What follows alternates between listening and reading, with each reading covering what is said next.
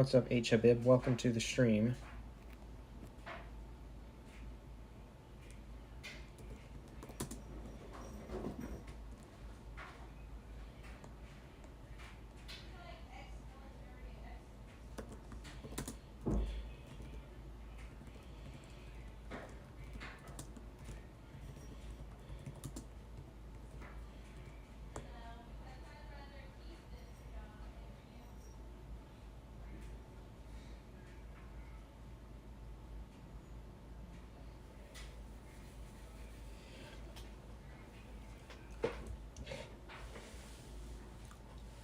Did you know that Poppy Playtime came to Minecraft? I did not. I knew about Fortnite, but I didn't know about Minecraft.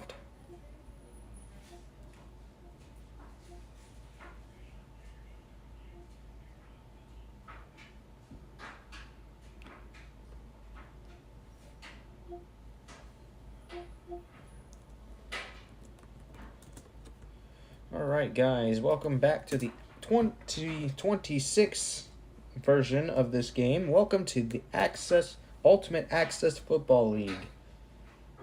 A league that I haven't done in over 2 years.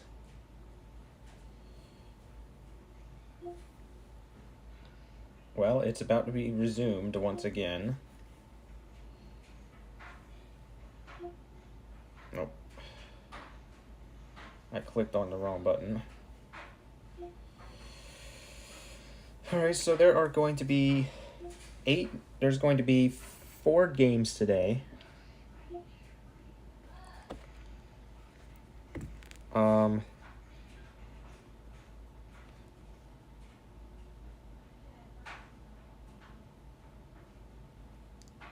Today we got the Miami Warriors versus the San Francisco Sharks, which is basically the Dolphins versus the 49ers, if you want NFL perspective. Arizona Heat versus the Buffalo Grizzlies, which is basically the Arizona Cardinals versus the Buffalo Bills. The St. Louis Racers versus the Seattle Bruins, which is basically the New York Jets versus the Seattle Seahawks. And the Vancouver Mallards versus the Boston Whalers, which is basically the British Columbia Lions versus the New England Patriots. Yep, I know. We got Canadian teams in this league, as well as American teams, and 1 Mexican team in this league. But today, we're going to start us off with Miami.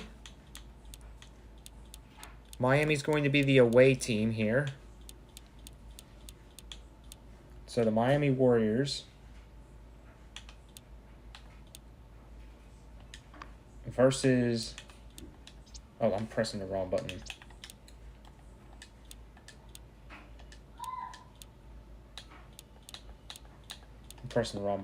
Miami Warriors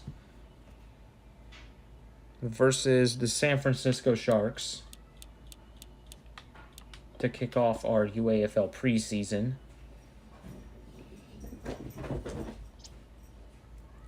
Okay, so it's Jeffrey Lawson versus Will Cole.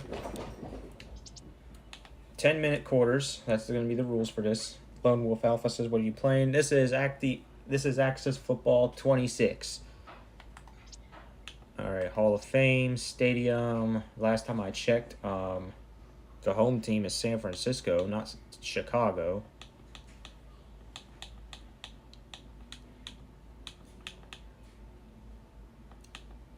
What? Did they get rid of San Francisco Stadium?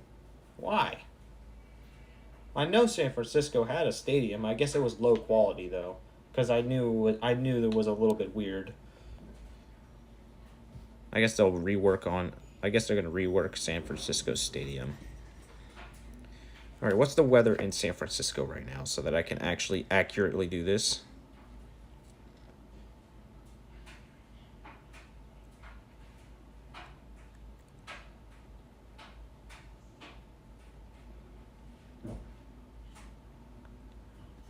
San Francisco, California.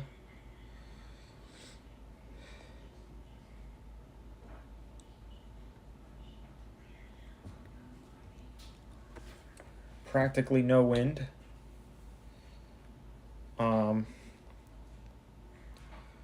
time is it there? Still 7 o'clock there, so we're going to keep it on day. However, it's actually rainy weather today, so we're actually going to put rain on. All right. Here we go. First preseason matchup.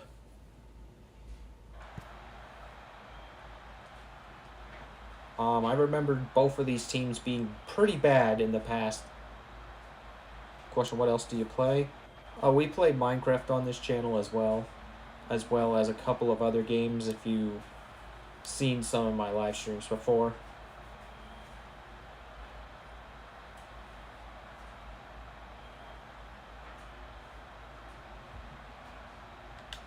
Alright, so the Sharks are in red, the Warriors are in white, and Alpha says, I like Minecraft. He says, no, just found you. Oh. There's another Jugan on San Francisco. How many Jugans are in this game? Because I know the owner's name is Danny Jugan, but he's not playing for this team. He's playing for the Ironhawks. His name is Breck Jugan.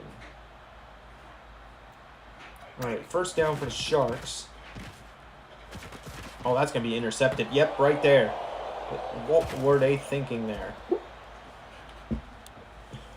First pass of the game, and it's an interception. What was San Francisco thinking? He was well guarded. I think that's on the receiver. The receiver could have at least attempted to get the ball, but he just stood there and did nothing about the interception. So now the Warriors now have the ball, and they have a chance to score already. And it's not even been a minute yet. Let alone not even 30 seconds. Lone Alpha Wolf says, I don't care for football, but I may have watched you play something else. All right. Here's Lawson. Throw in the end zone. Incomplete.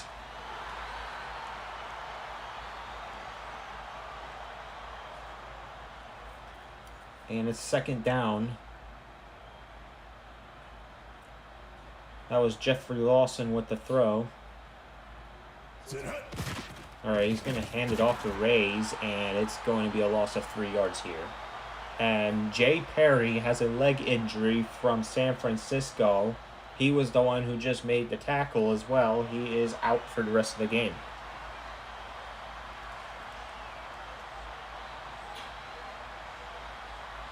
And there's a flag. It is against the defense. So it's a 5-yard penalty. 3rd and 8.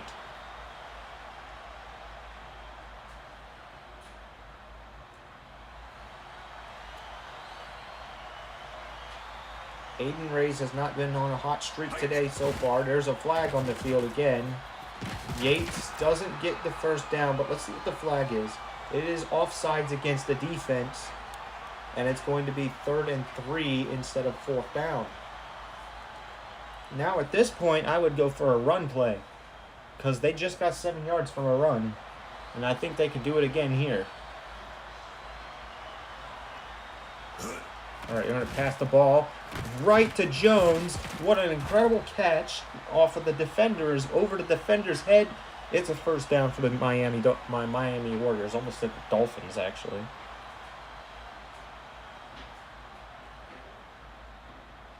First and goal for the Miami Warriors.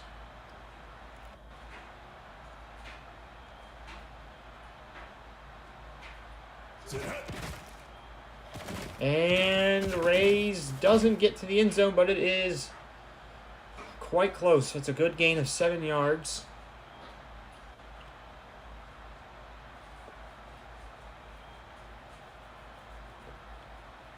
Lawson's getting ready for the handoff to Todd. Gets 2 more yards. That's going to put them on the 1-yard line. The San Francisco defense is struggling to get this underway, but it is 3rd down, though, so they do have a chance to force a field goal here.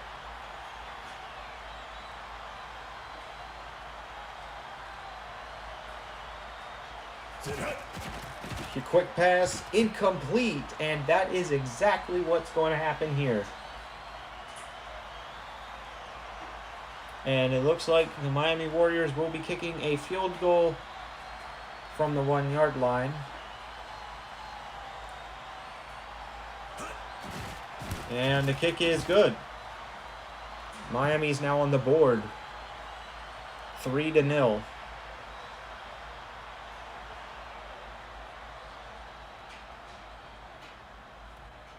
All right, San Francisco's going to get another chance with the ball here.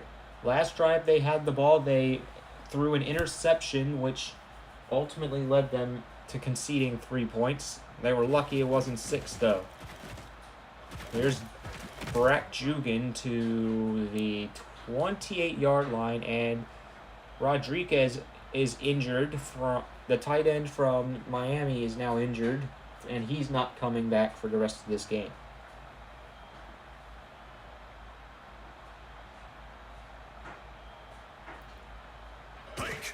Here's Cole. Throws the ball to Turner, and he's going to get 6 yards. That was a dime. That was a dime play that they used here. Will Cole is 1 for 2 for 6 yards so far today. Here's Cole. Deep pass. And caught by Bolin, but what's the flag? Pass interference against the offense. Offensive pass interference. That is a tough call, especially after getting such a deep pass. They have to go back 10 yards from the previous spot. And now they got to do it again. 2nd and 14. Here's Cole. Cole's going to throw it deep again. It's incomplete. Turner dropped the pass. It was in his hands, but he dropped it. That was a single back play that they ran. I think he should have caught that. There's no reason he should drop that. I'm not sure it's because it's raining in San Francisco. Here's a pass. Wells gets the first down for the Sharks.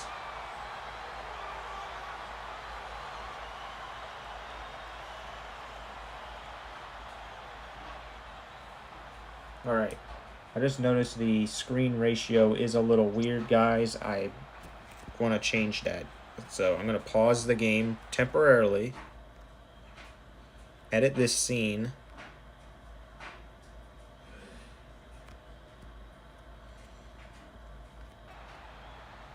And it should be bigger now. Now it should be much better to watch this football game. Here's Cole. Wide open to Bolin. First down and more. Gets 26 yards on that play. They've converted all the way from 2nd and 17.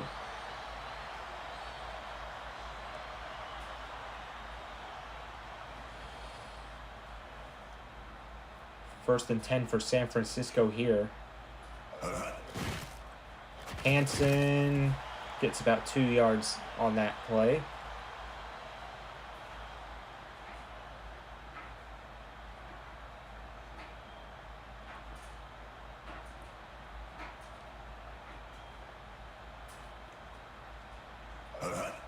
Here's Cole, the quarterback. He's going to step back. He's going to throw it deep. This could be picked. It is incomplete instead.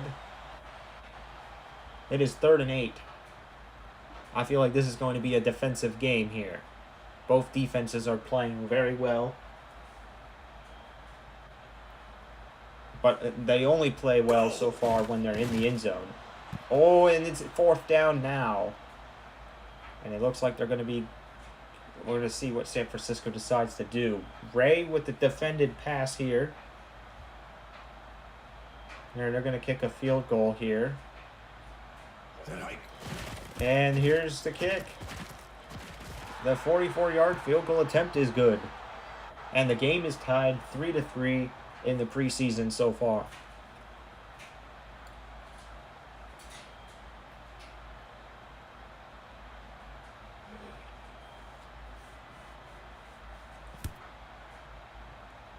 All right, here we go with the Miami Warriors yet again. Rays is going to take it to just a little bit more, a little bit ahead of the 20-yard line. They're going to be spotted on the 22.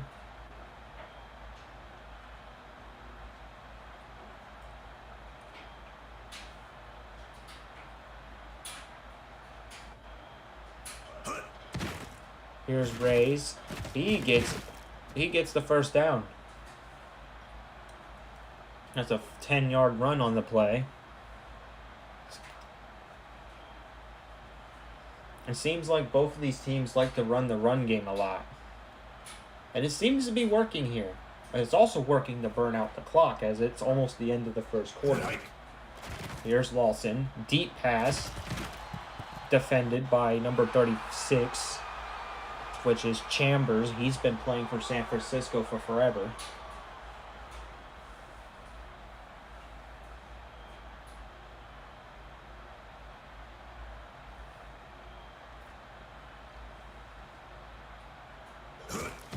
Here is Rays, and he gains 3 yards.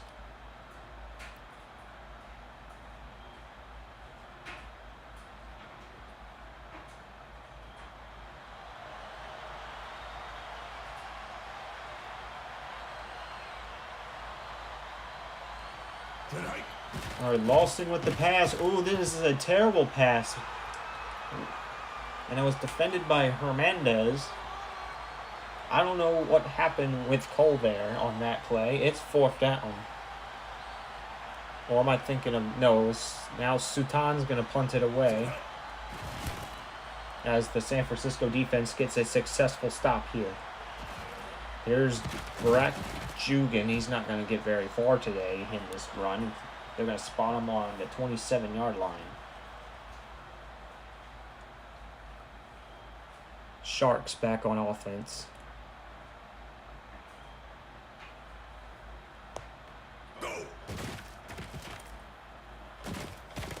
Hansen gets to the first down.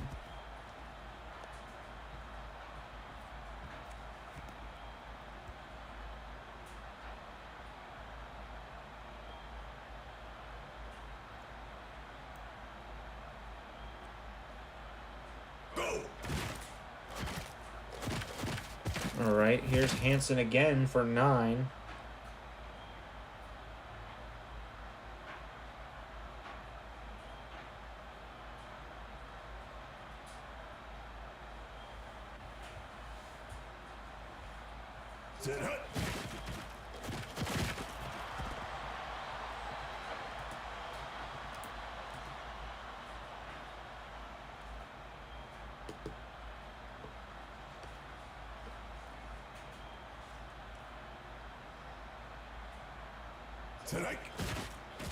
All right, here's Hansen. He's going to lose 2 yards on this play.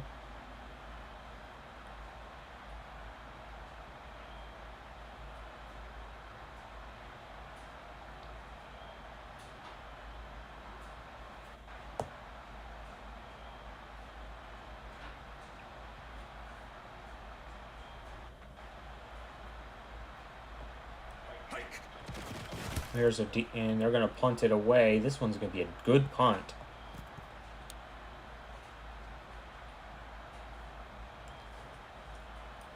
And it is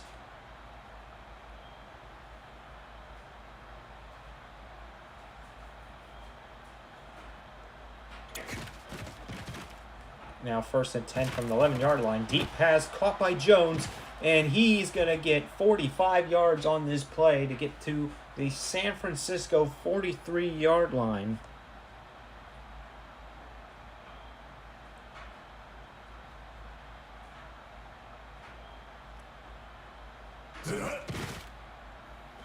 All right, here's Rays.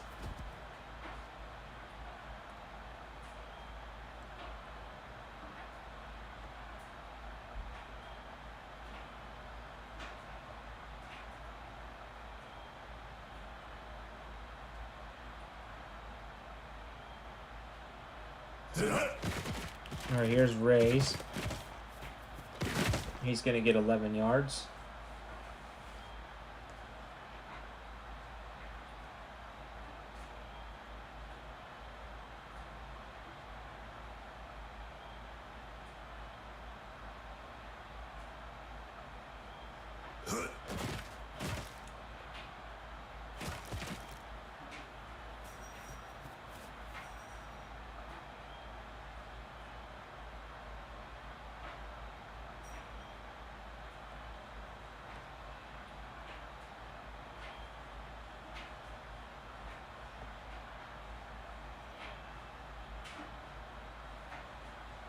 All right, it is 2nd and 4. Lawson going to throw it deep. He gets it away, and touchdown.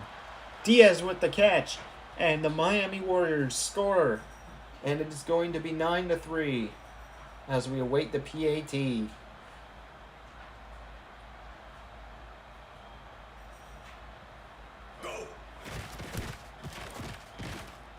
And it is now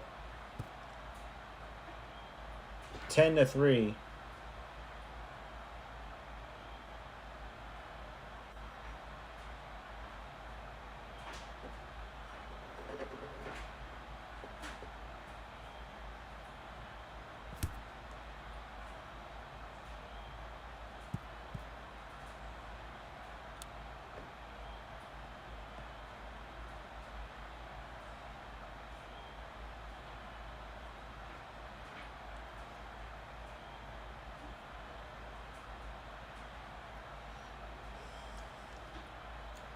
And I have no idea what just happened here.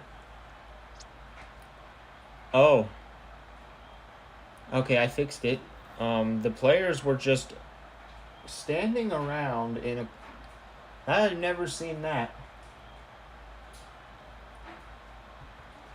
I think all the players were just lazy today.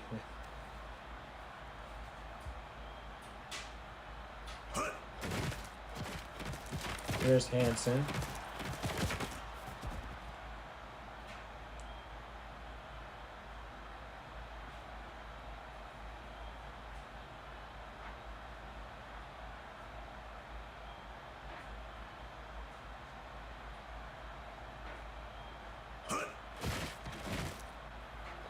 There's Hansen. Loss of 3 yards on this play.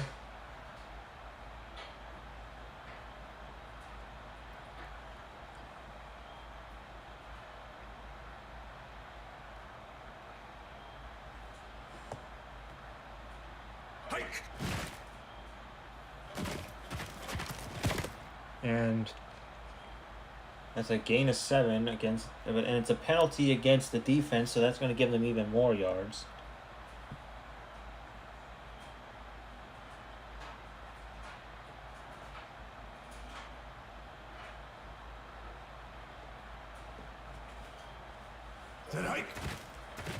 Here's Cole with the throw.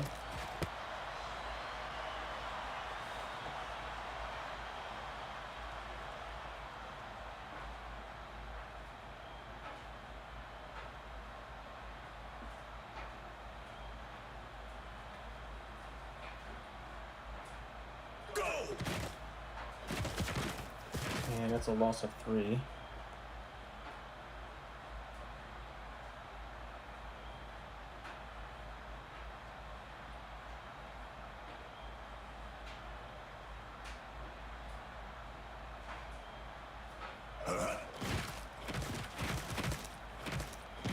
And that's a first down for San Francisco.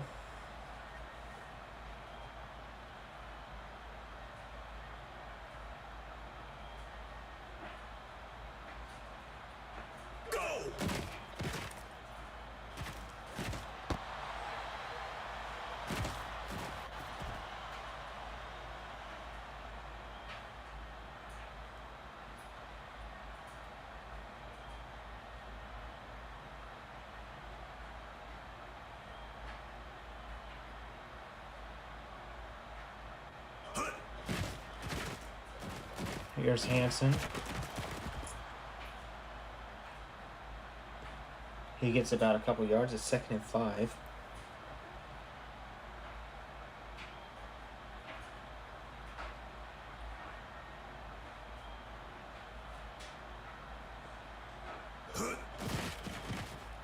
Here's Hansen with the run. He's going to get a touchdown. And the Sharks score off of a run by Hansen, and it is going to be a tie game if this PAT is good.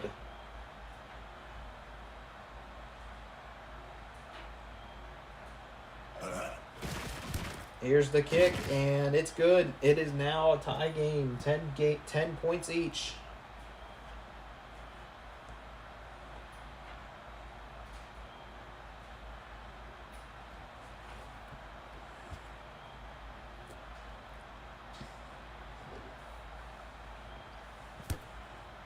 And here's a... And the kickoff is going to start on the 0-yard line. Rays is going to get to about a little bit more than the 20.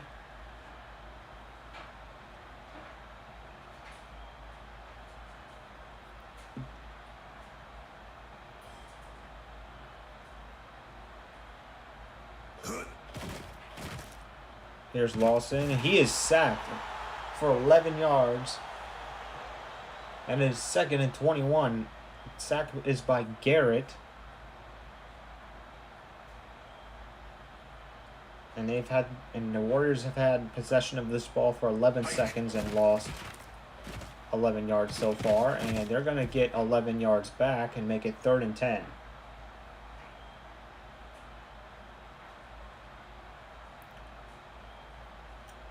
Let's see what they come up here.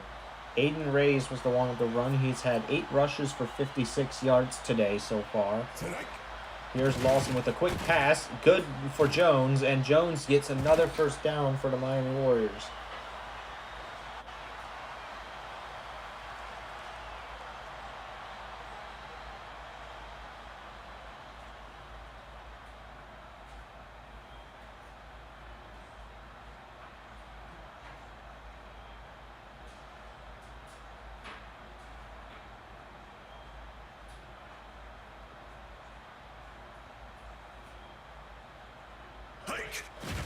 Here's Yates.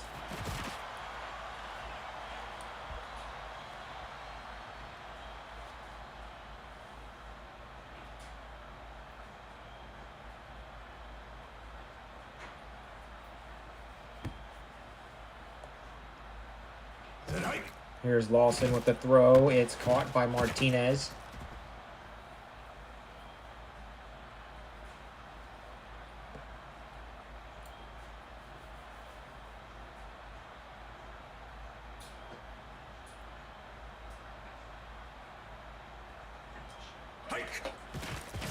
And here's a pass to Nelson. He gets the first down. It's a good play by them.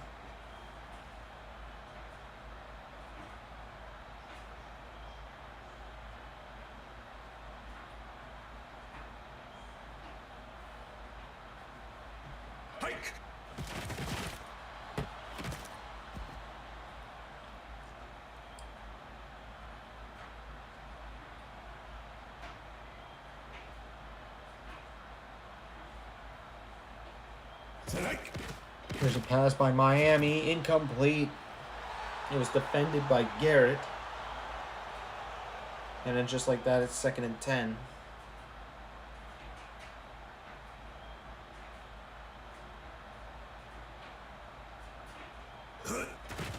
Here's Lawson with the throw, and it is incomplete.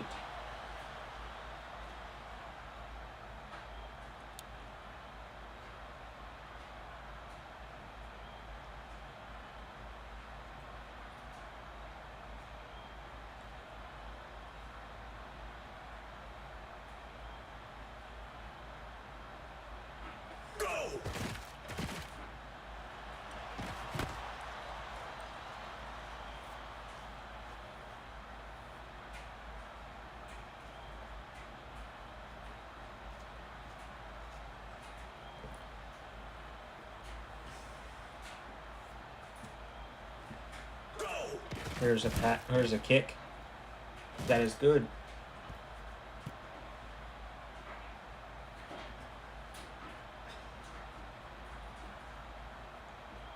It is 17-10 as the Miami Warriors take the lead here.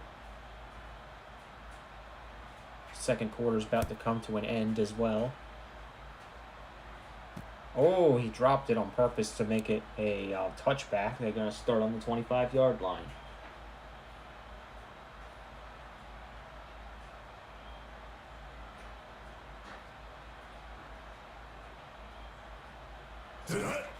Here's Cole with a quick pass, but it's incomplete. They tried to go quick.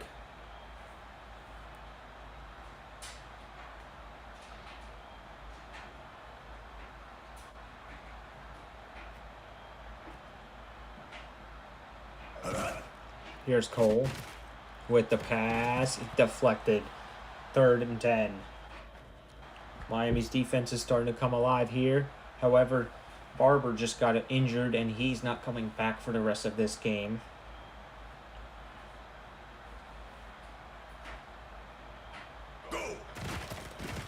Here's Hansen, and it's 5 yards on this play.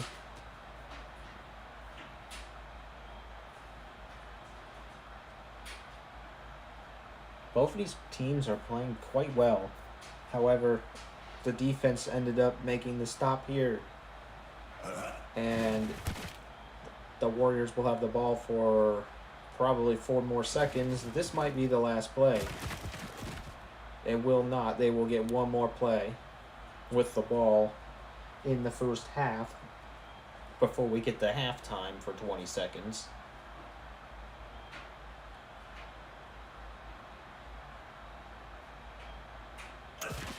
Lawson, quick pass, incomplete, and that's going to do it for the first half. Warriors are going to be leading by 7 here at the end of this first half. So far, I think both teams have been pretty good. But most of it was because of defensive plays. I think both of these defenses are some elite defenses I've seen in this league. There's not very many missed tackles. However, the only weakness that both of these teams have is the run game. So once they work on that, they can actually become one of the best teams in the league, if not the best team in the league. Here's Reyes. He's going to get to the 25-yard line to start this drive. Warriors get the possession of the ball first in this half because the Sharks got it in the first half.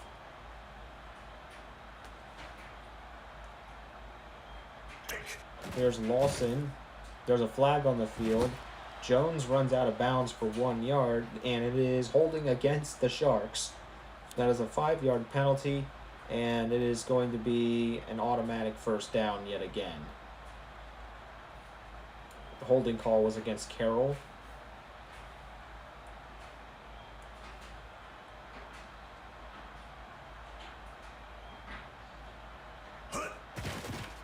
Here's Reyes. He's going to get a first down, and that's going to take him to about the 50-yard line.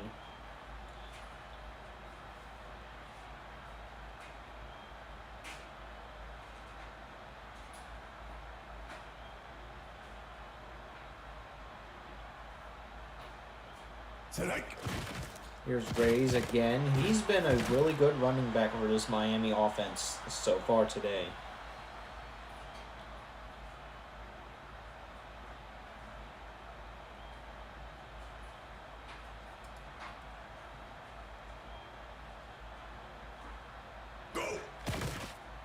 Lawson to Reyes. It's a loss of 3 yards.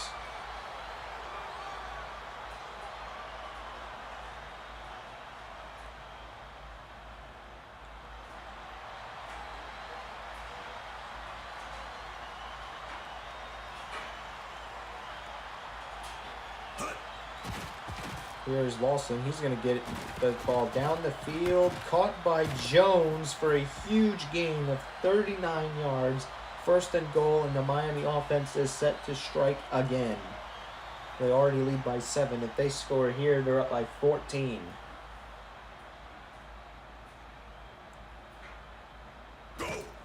Here's Lawson with the throw. It is caught by Martinez for a 4-yard gain. Second down, 6 yards to go to score.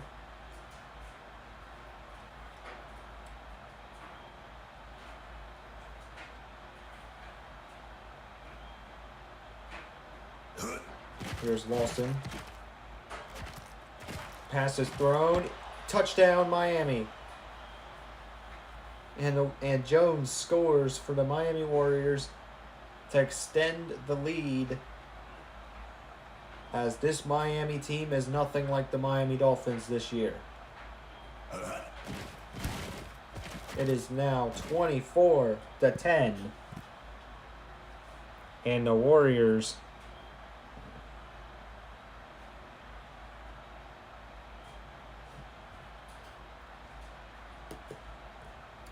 And the Warriors extend their lead. They now have a 14-point lead here.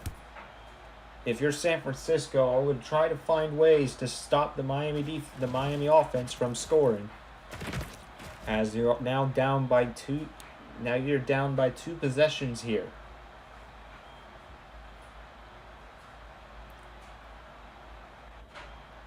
As they don't want to let this game get out of hand because it's been tough enough for this franchise.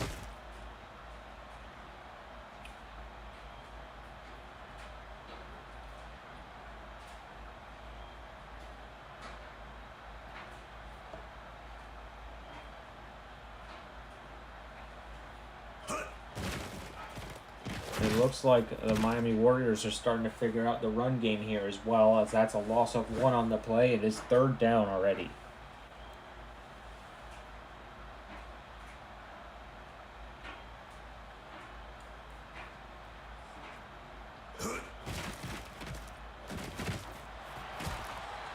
That's 4 yards.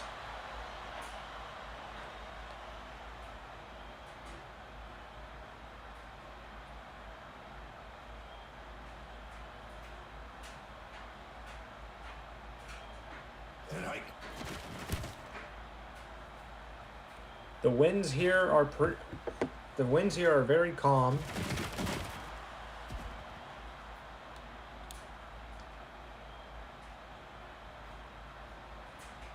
It's currently raining in San Francisco right now. It is it's light rain though. The wind speed's 3 miles per hour, 55 degrees here in San Francisco, California. And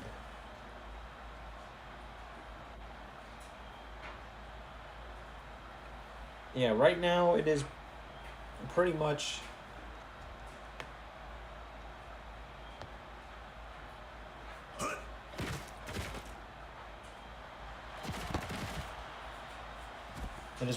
nighttime now in the entire country, so after this game we will be switching over to nighttime for the remaining of today, as we have Tuesday night football continued.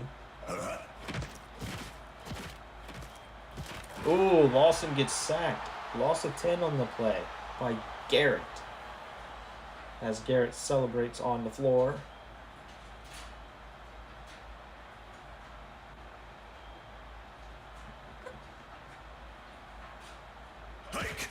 Here's Lawson. Deep pass. Incomplete. 3rd and 20. That's a really tough situation to be in.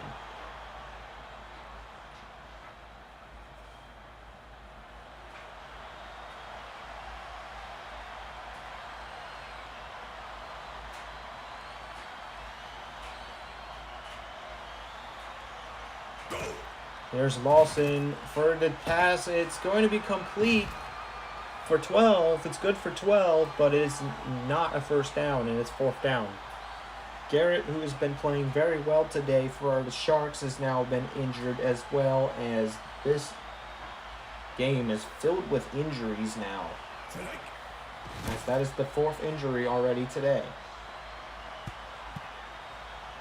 And this is a crazy punt, but that's going to put the Sharks on the 1-yard line.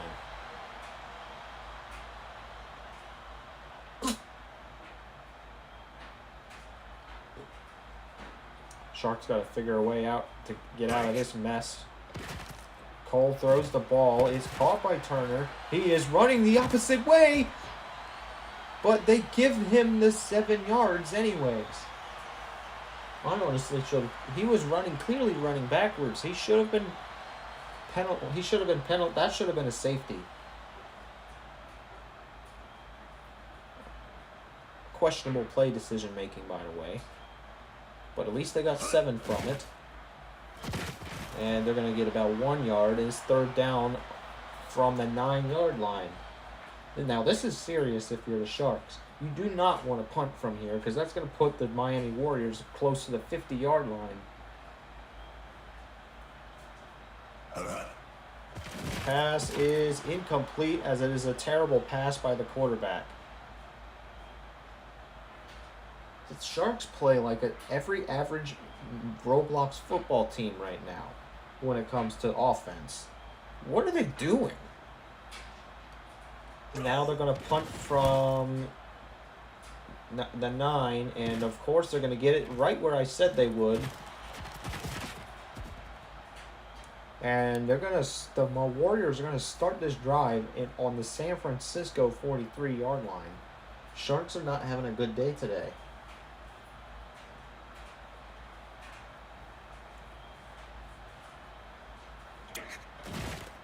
And here's Rays, and he's going to get 3 yards.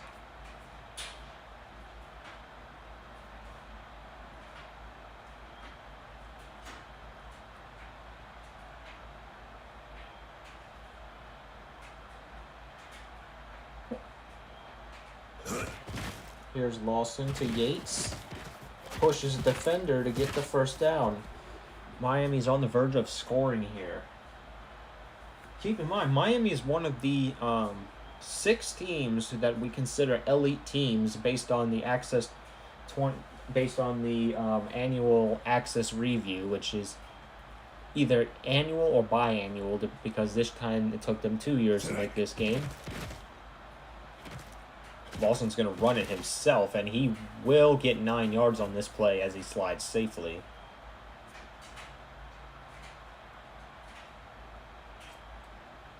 Sharks are in trouble once again. It is 2nd and 1 on the 20-yard line.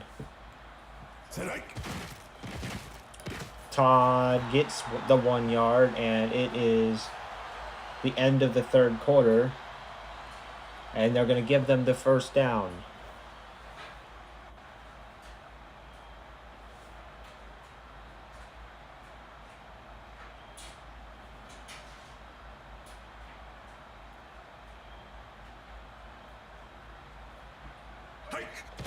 Here's Todd.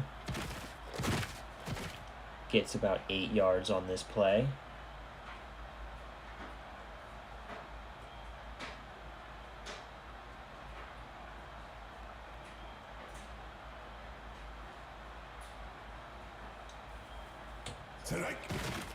Here is Rays. He's gonna get nothing today off of this drive. 3rd and 2. Can San Francisco make this stop?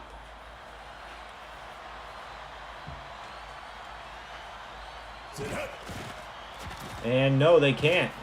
As Rays gets another first down. Now they're 3 yards away from scoring. Sharks got to really step up their defense. As if they score here, they're pretty much almost out of this football game.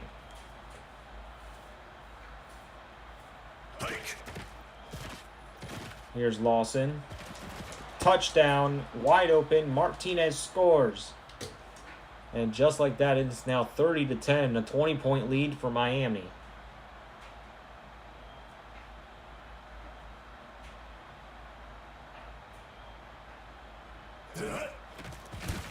And what was originally a defensive game turned into a Miami offensive stampede. It is now a 3-possession lead for Miami.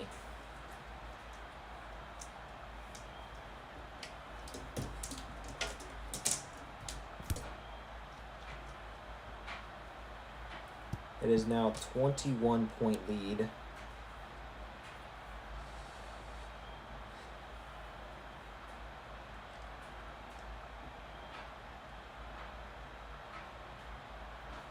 Sharks here trying to find a way to come back in this game. They are down by 3 possessions now as they've been struggling on defense all game.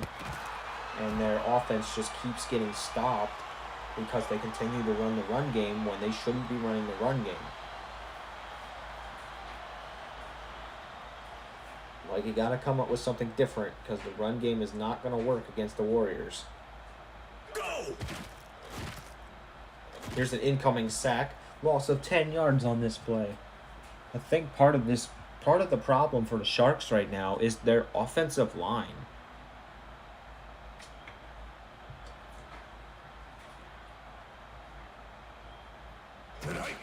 Their offensive line has not really helped this Sharks offense whatsoever. Barak Jugan gets a huge catch, and he is going to go all the way and score, and the Sharks will regain some of their distance from Miami.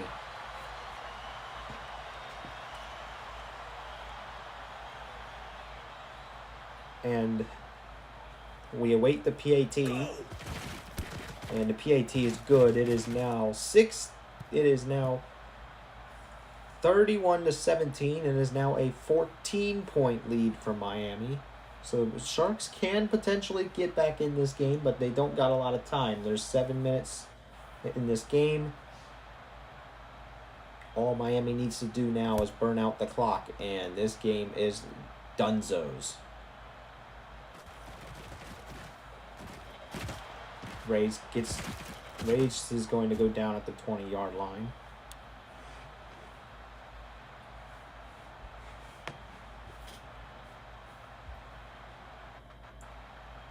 Here is Miami. It is 11 o'clock here in Huge HQC. Sack. It is 8 o'clock here in San Francisco right now.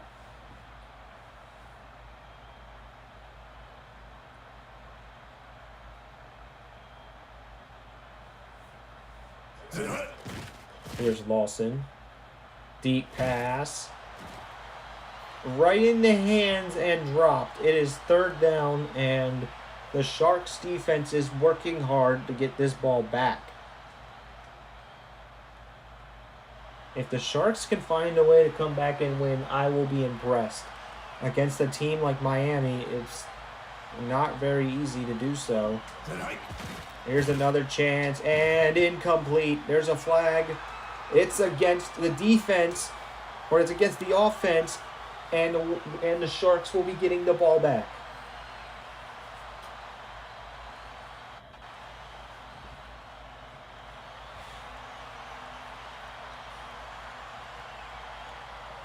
All right, here's a punt.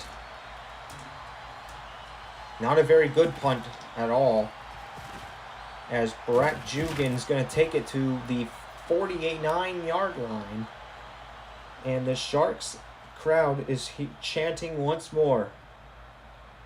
They're cheering for the squad as they have a chance to come back.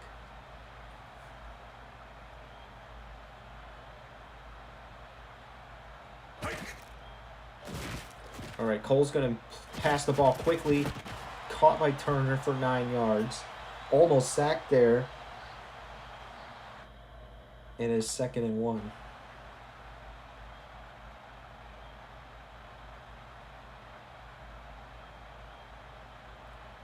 Here's Cole.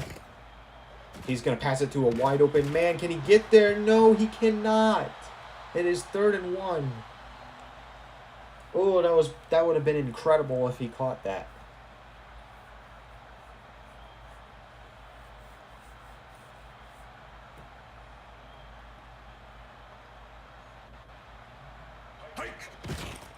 Here's Hansen with the run. He gets the first down and a whole lot more. They're going to take it to the 19-yard line, and they're going to enter the Miami red zone.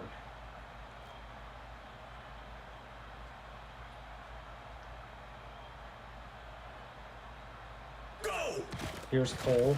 Quick pass to Bolin, and he's going to get 5 yards on this play.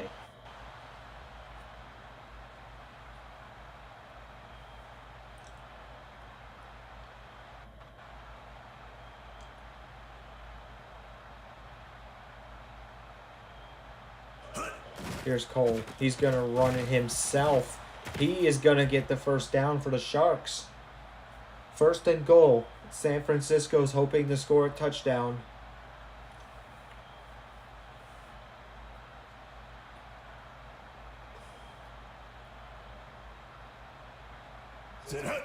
Here's Cole.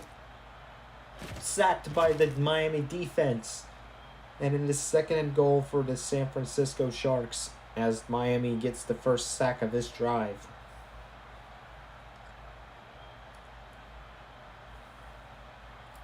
The Sharks are going to want to score this touchdown here. They're going to go for the run game. And it's going to work.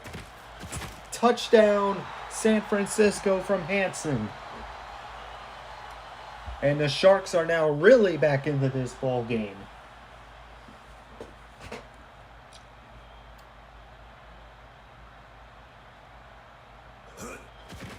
And it is only a 7-point difference now. Now, if you're Miami, you got to start thinking about what the heck your defense is doing, just like I said to the Sharks. They've conceded 2 drives in a row, and now Miami's going to look to try to respond before things start to get out of hand. As choking a 3-possession lead in 1 quarter would not be very impressive for a team's reputation.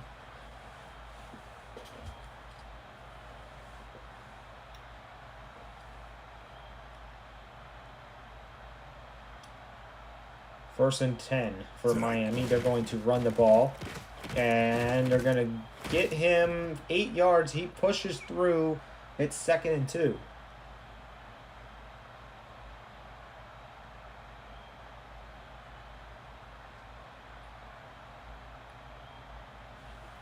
Let's see what they do on here on 2nd down.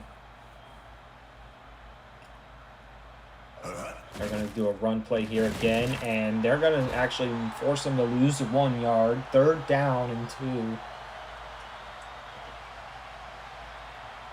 2. If San Francisco can get this stop right here, they have a chance to tie the game on their next offensive drive. Quick pass, intercepted by the defense, and the Sharks are back in this for sure.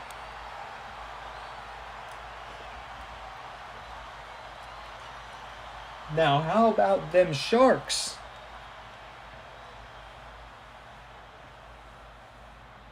Here's Cole. Pass up the middle, caught by Wells. He's going to enter the red zone. We could see this game go into overtime.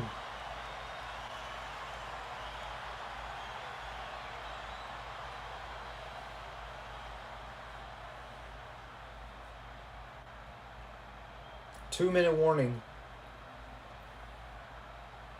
Now's the time you start to utilize your timeouts. Each team's got 3 of them.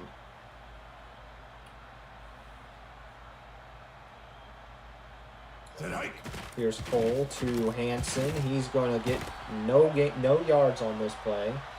It is 2nd and 10. Miami needs to get this stop here if they want any chance of preventing this game from going into overtime. It looks like the Sharks are letting this clock burn out. Run game again. And it's good for 9 yards.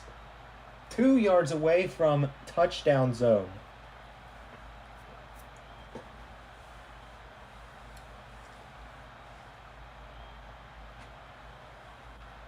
Keep in mind, the Sharks were once 3 possessions behind, and he's gained a yard.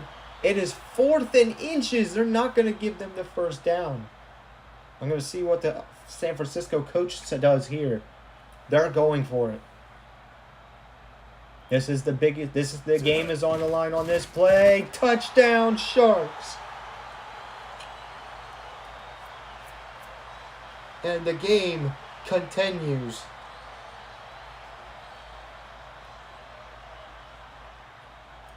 And here's the field goal. And it is a tie game. 31-31. They were once down by 3 possessions, and they have pulled a Buffalo Bills.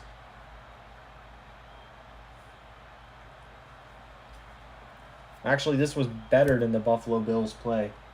The Bills were only down by like 15. This team was down by 21.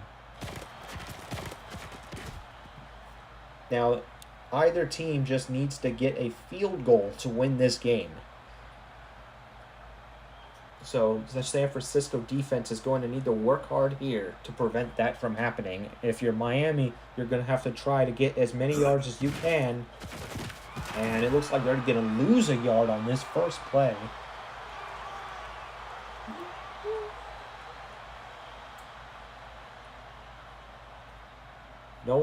The clock is burning out though. Didn't think our first season. Here's a pass, caught by Martinez. And will they call a timeout? Yes, they will. 31 seconds left on this game,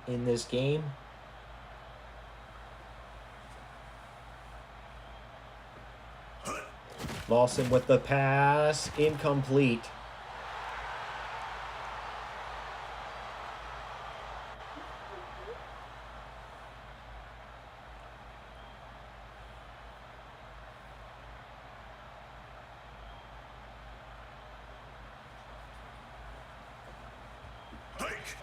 All right, here's another play. They're going to get 2 yards. It's going to be another timeout by Miami.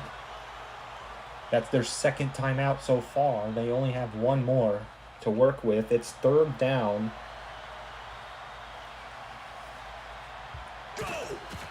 Quick pass, caught by Martinez. And I don't think that's going to be enough to get into field goal range, but they get one more chance to do it.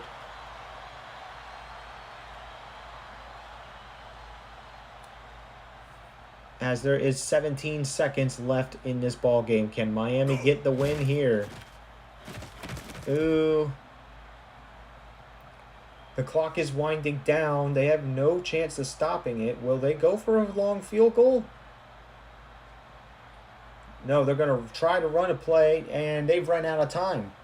And it's overtime. Okay, so the rules of OT are simple.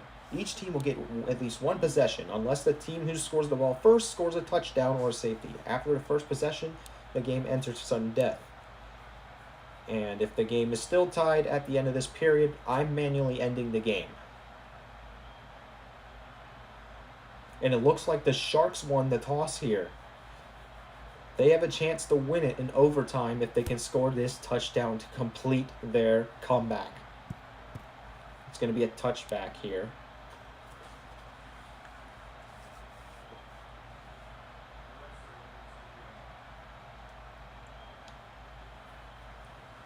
All right, San Francisco's going to start on this drive. Here's Cole. He's going to throw to the right. Caught by Hill for 7 yards.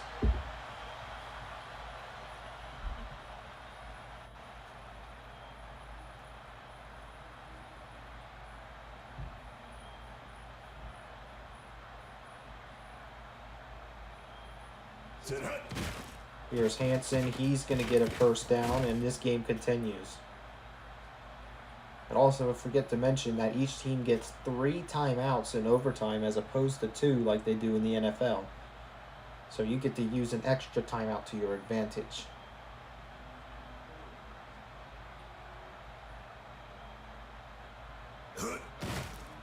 Here's Hansen for another first down.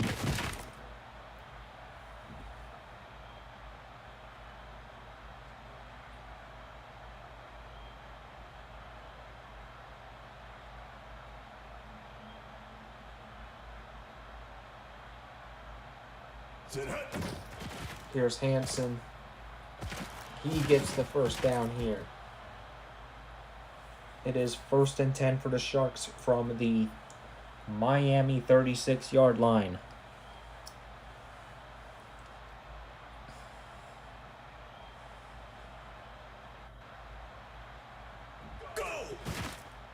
Here's Cox. The system's telling me it's going to turn off because of how long this game has gotten. I'm going to make sure that doesn't happen because this is a brilliant game. You can't have it shut off on us. That means this game has gone on for 40 minutes so now. Hansen were the first down. Sharks get their signature win. The Sharks have completed their comeback and have beaten the Miami Warriors after being down by 21 points in the 4th quarter. Unreal.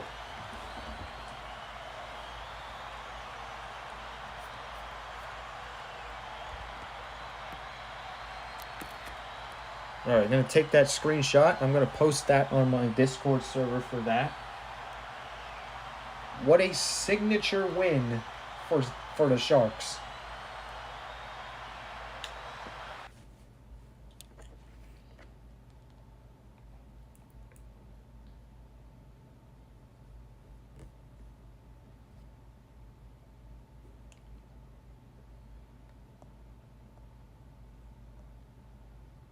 All right, what was the final score?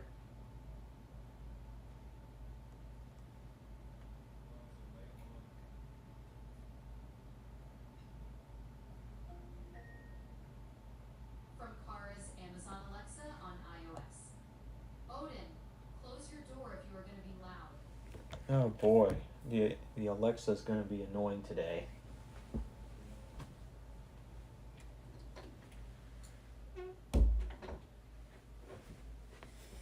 They call that loud. That's normal. They don't know what the definition of loud is, chat.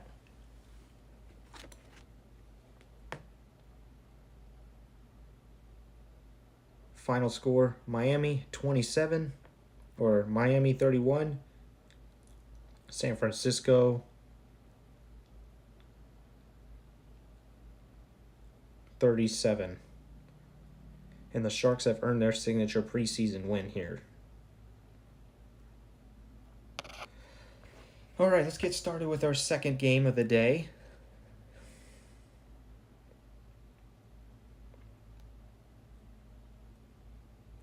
We have the Arizona Heat as the away team, and the home team is the Buffalo Grizzlies.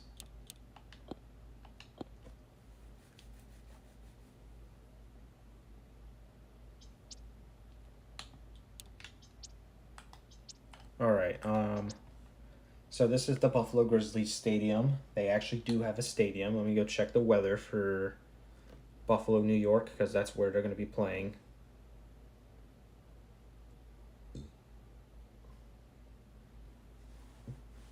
Okay, it is cloudy right now, so we're going to switch it to overcast. We're not going to see very many snow games this season. Those are more prominent towards our winter seasons.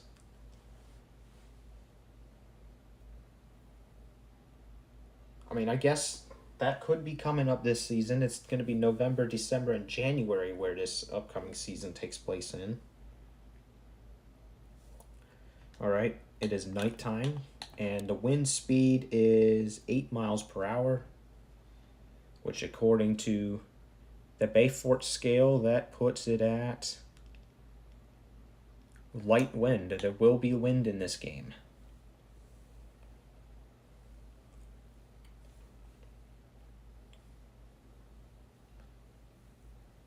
As 8 miles per hour is the minimum amount of speed needed for it to be light wind, and for it to be heavy wind, it needs to be at least be 25 miles per hour. So, all right, here we go.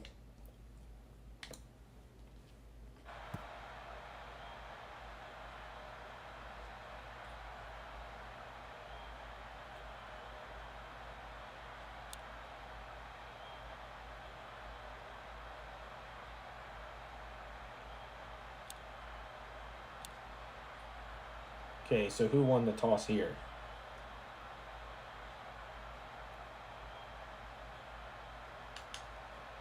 So it looks like the Arizona Heat has won the toss. Arizona's in white, Buffalo's in red, and let the games begin.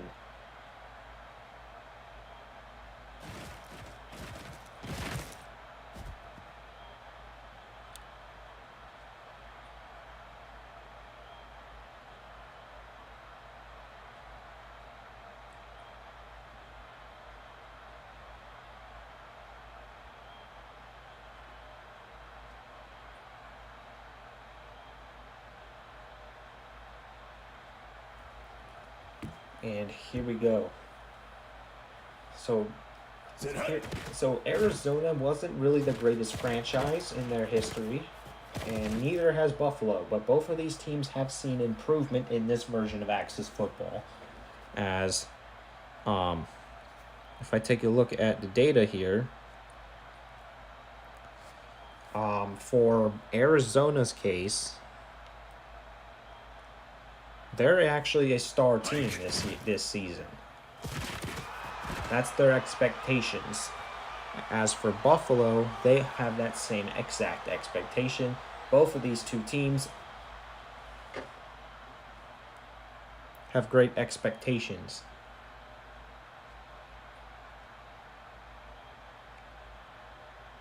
So Norris is the quarterback for this team. And he's going to run it to Jones. He's going to get 2 yards on this play.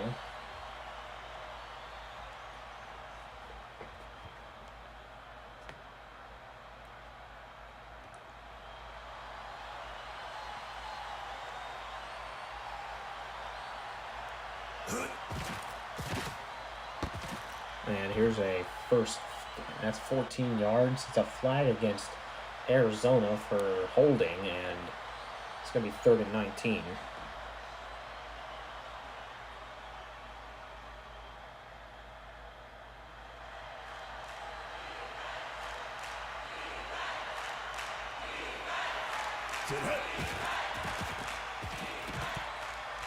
It's going to be incomplete. There's a flag. It's pass interference against the offense, and it is 4th down, and Buffalo successfully gets the stop here.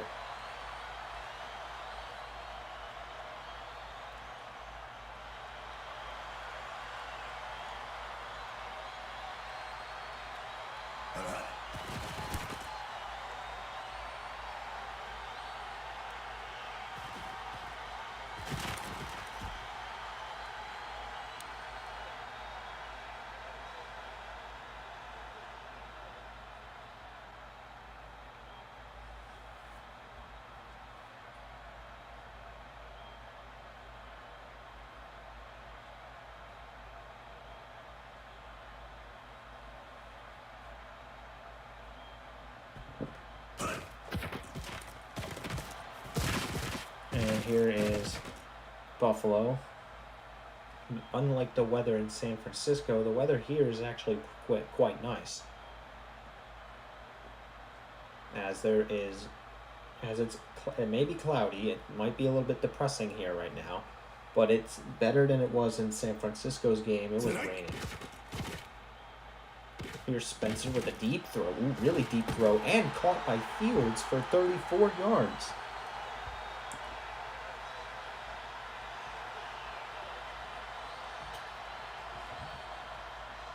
All right, wind speeds in Buffalo. I'm going to give you guys a quick overview on what the weather in Buffalo is like right now. It is currently almost 11:30 in Buffalo, as they are in the Eastern time zone. The wind's going 8 miles per hour. The temperature is 55 degrees, so it's a little chilly. It's cold for some people.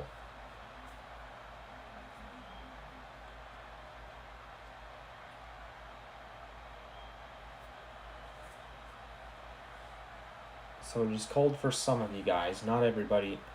Those who are resistant to the cold might find this a normal day. Feels like scale is 51. That's incomplete. That would have been a good pass, and it is going to be a punt.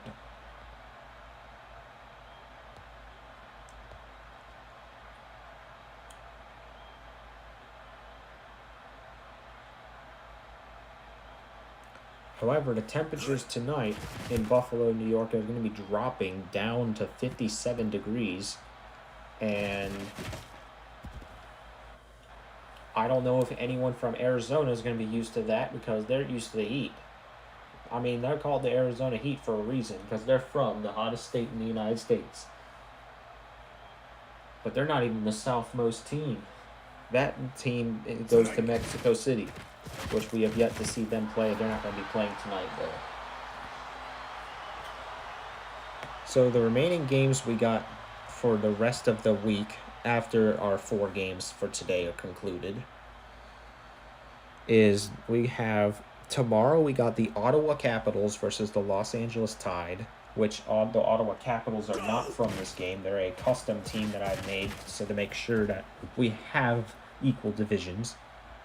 We got the Mexico City Jaguars versus the Cleveland Coyotes, the Cincinnati Royals versus the Atlanta Razorbacks, and the Carolina Rattlers versus the Pittsburgh Ironhawks, all coming tomorrow night. However, Devin's going to have to wait a really... How is that intercepted? That is an impressive interception by Buffalo. Anyways, if you're Devin from the Pittsburgh Ironhawks, you know who you are. You're probably going to be waiting until maybe 12 o'clock at night or maybe 12:30 before your game starts, because it's going to be a long night for you guys. It's going to be the last game we do on that day. As for Thursday night football, we got the Baltimore Paladins versus the Louisiana Gators, Oklahoma City Cyclones versus the Toronto Wizards, which the Toronto Wizards are actually a team I created myself as well. We got the Indianapolis Gladiators versus the Green Bay Axemen, and the Chicago Blackhawks versus the Orlando Rockets, all coming on Thursday. On Friday, we have the Houston Bombers versus the Detroit Firebirds. We got the Minnesota Pride versus the Tennessee Bloodhounds. Calgary Orioles versus the Winnipeg Doublecats, Calgary being a team I created. And the Dallas Stampede versus the Kansas City Wranglers, all coming Friday night.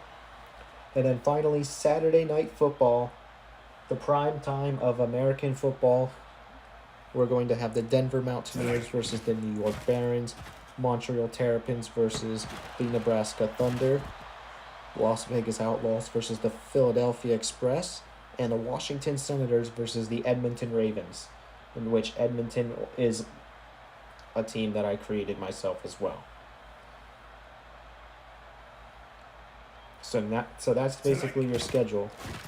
And for today, we still have 2 more games after this. We got the St. Louis Racers versus the Seattle Bruins, and the Vancouver Mallards versus the Boston Whalers. Both which I think are going to be impressive matchups. Hopefully. So these two teams aren't playing as well. There's a fumble. It's recovered. That's the first fumble that I've seen in this entire game. I've never seen one team fumble until today. And I've simulated over 20 games on this already. So fumbles are really rare in this league. Or at least this season it is. Not for the Baltimore Ravens, however. They fumbled it like at least 3 times. Touchdown. That was a late pass, and it was still caught, and Buffalo gets on the board first tonight. 6-0.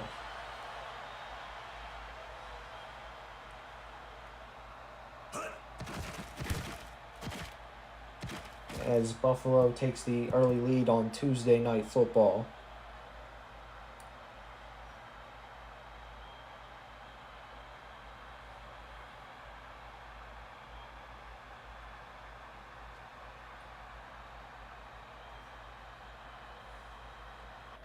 And Arizona's going to have to try to respond here.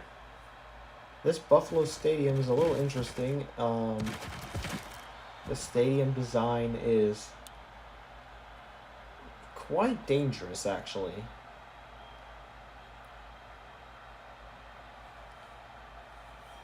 Because if you were to crawl over the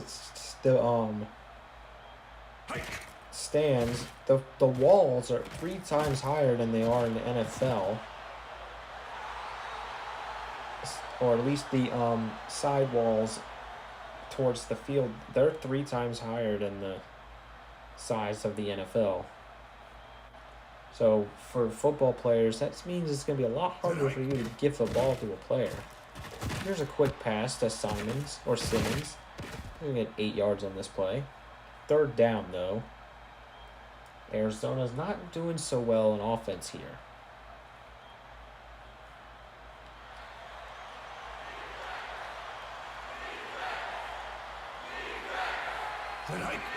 Here's Norris with the pass. That was a bad pass, and it's 4th down. Why didn't they just go for the run?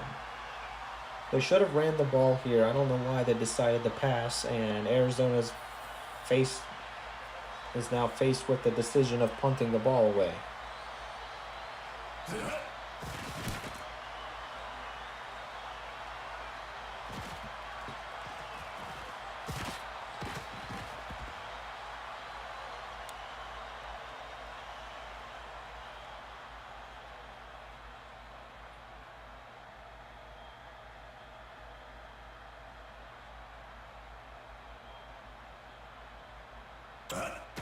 Here's Sutan. It's a loss for 1 yard.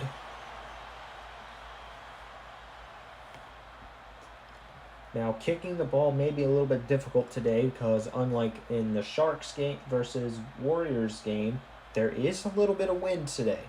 So you got to keep in mind of that. The wind is not very heavy though, so it shouldn't be that big of a factor.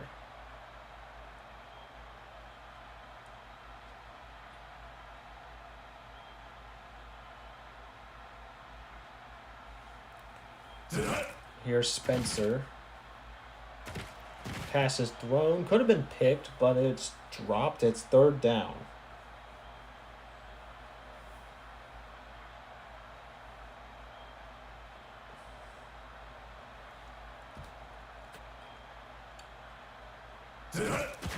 Here's Sutan.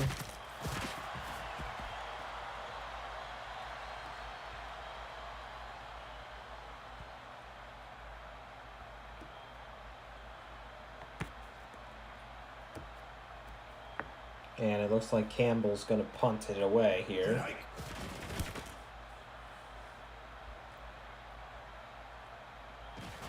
Here's Nelson. He's going to...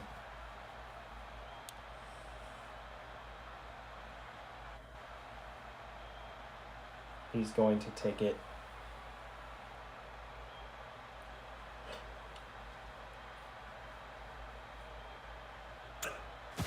Here's Norris to Jones. And Jones gets 10 yards on this play.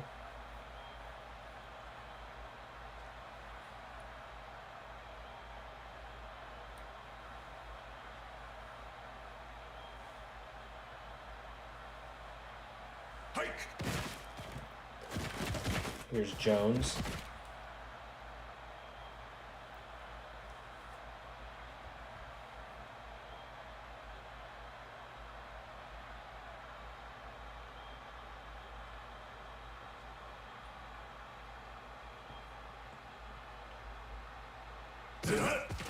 Here's Norris. Here's a deep pass. He's open, but it's incomplete. And Nishimura has defended the play. I don't know if I said that right, to be honest with you. Because most of these players are all fan-made players. Either that or members of the development team. 3 yards on this play.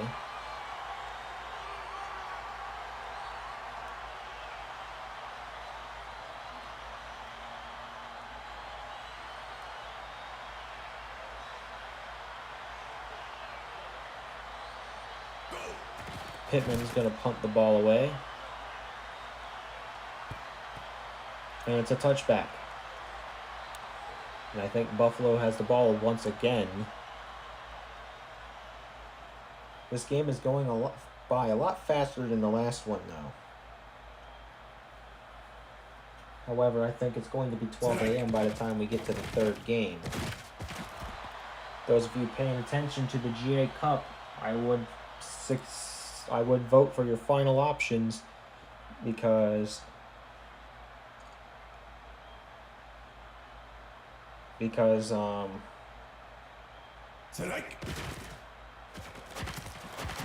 somebody's going to be winning.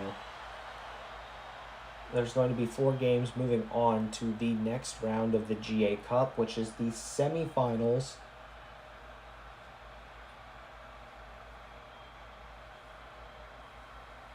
Which that's going to be starting at 12 a.m. with our first match. One of them is going to be happening tomorrow. Speaking of which, I'm going to be taking a look at the polls so I can schedule that right now, because there's plenty of time. There's a sideways pass. That is a bad play. Only gained 1 yard from that. Okay, so according to the results, it looks like Fortnite OG is going to knock off Fortnite Battle Royale. That is quite impressive because I did not think that was going to happen. Rocket Racing has taken over in the second match as they've came back. Looks like Rocket Racing will be moving on to the semifinal. And it's going to be Fortnite OG versus Fortnite Rocket Racing in the final if it holds for the last 21 minutes. And then for match 3, Fortnite Ranked Reload still leading, and Minecraft is leading as well for match 4. So therefore, we are likely going to see Fortnite OG versus Rocket Racing and Minecraft versus Fortnite Reload ranked.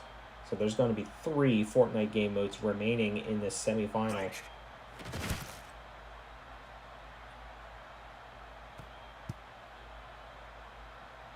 What a incredible day for Fortnite games. And it is now first down for Arizona after that punt.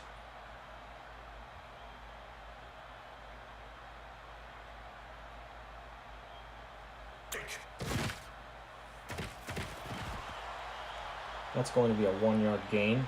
Win by the defense in my eyes.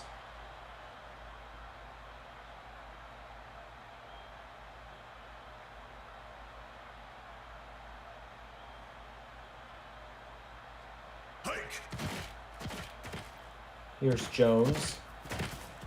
He gets the first down for Arizona.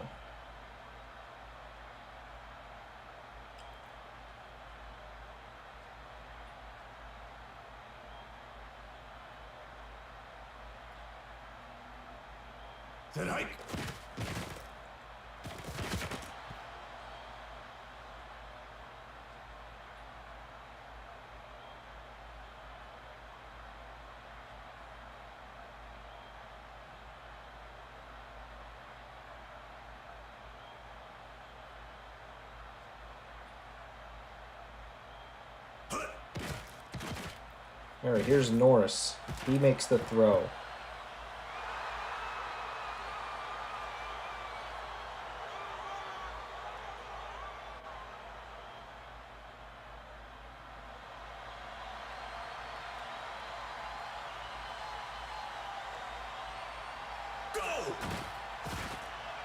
Here's a pass. Incomplete. It's 4th down.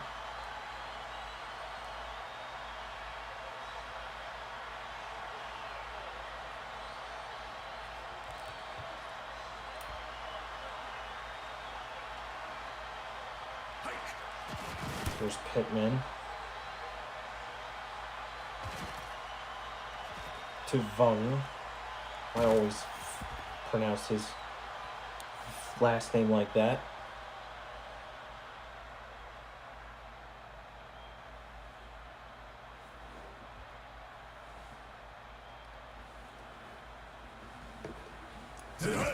Here's Sutan.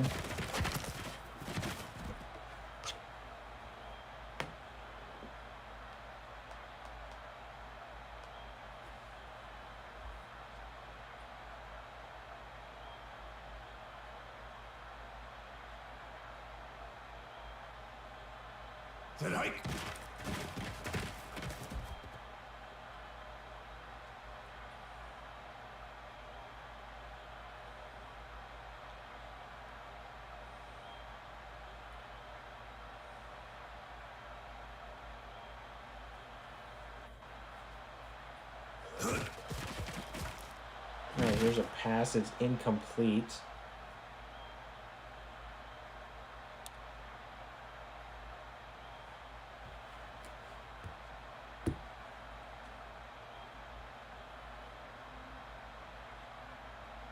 And the Buffalo punt team is going to come out on the field now. As this has been a very defensive half. It hasn't been like the first half in the last game we were in.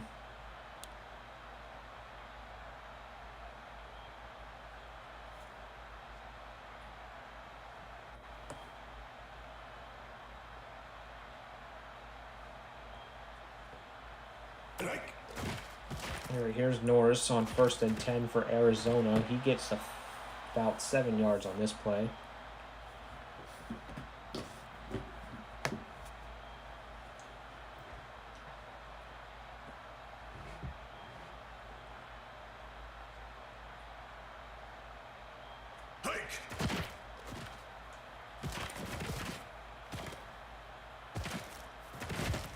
Jones gets 23 yards on this play.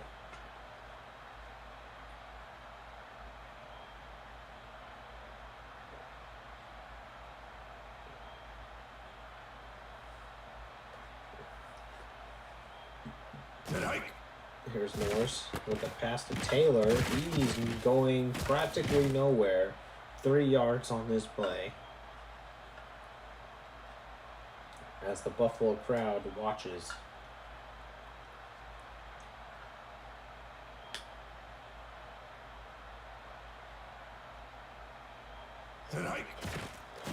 Here's Norris to Taylor, and it's 1st down for Arizona as they almost enter the red zone.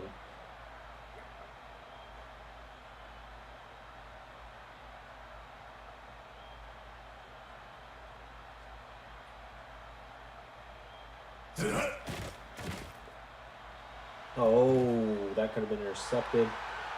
Penalty against Arizona for offensive pass interference, and it's 1st and 20 instead of 1st and 10.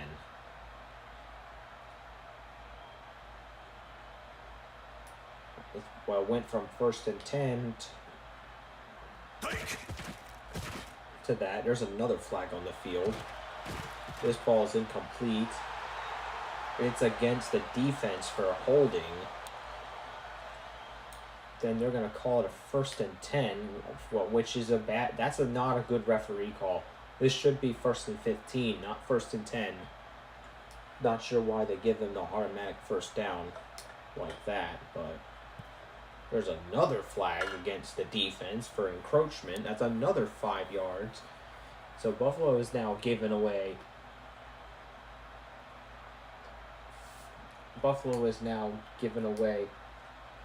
Basically 10 yards off of penalties. Go! It's now 1st and 5. Incomplete.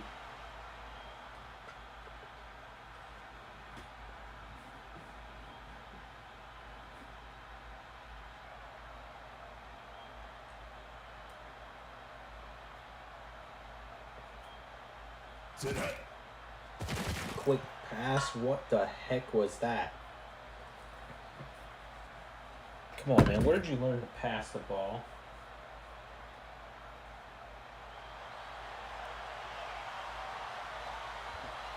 Third and 5. Norris passes caught by Albert, and it's 1st down, Arizona.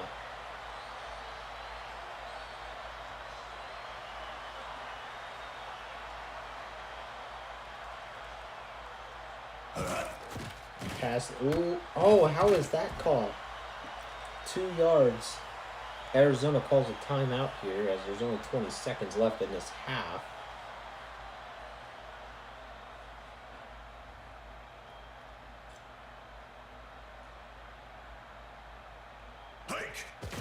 Here's Norris down the middle, caught for a touchdown. And the Arizona Heat scores. It's 6-7, and now we await the PAT.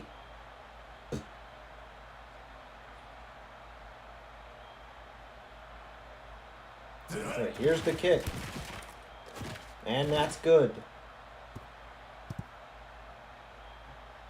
7-7. It's a tie game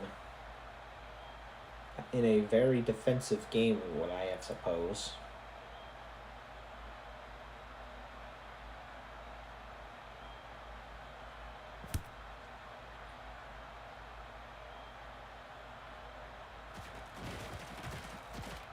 Here's Vung.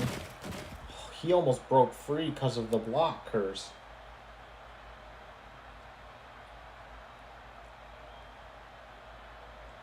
Vung is slow to get up, though, but he's not injured.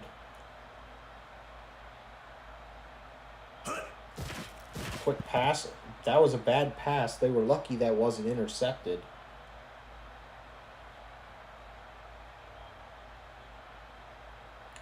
Yeah, they were very lucky that wasn't intercepted. What were they thinking? Here's a pass. Caught by Vung for a first down. They're going to need to call timeout. There's only 5 seconds left in this half.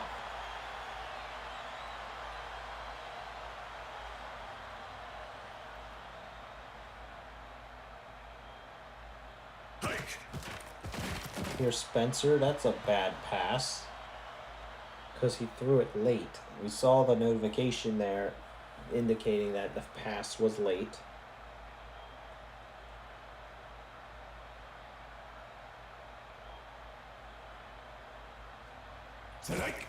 Here's Spencer again. Pass is caught this time by Franklin. And that's halftime. So far, it's a tie game.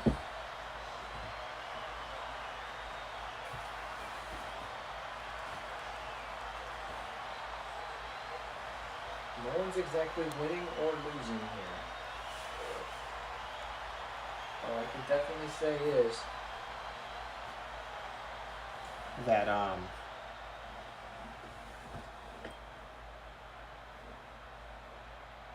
it's been a very defensive game.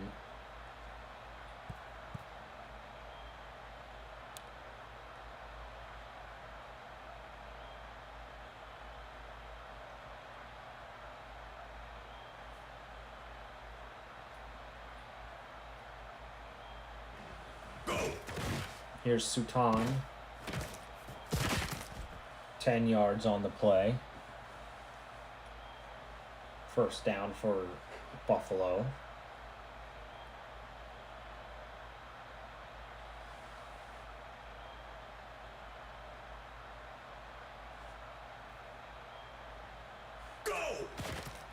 And Sutan dodges a defender and still gets nothing from it.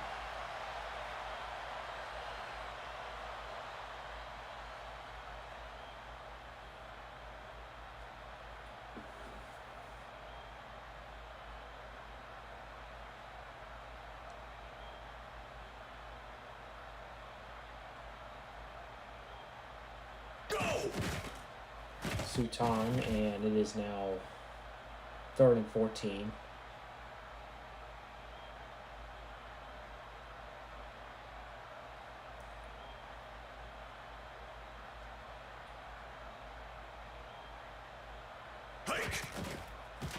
Here's Spencer, deep throw, incomplete, and it is 4th down, and Buffalo will be forced to punt again.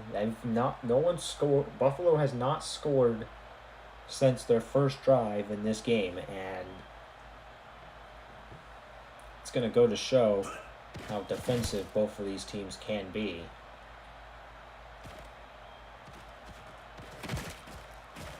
As this game could be going into field goals to win it. We don't know.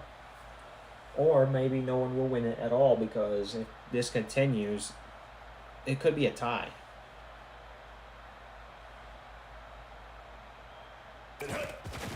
Here's Jones.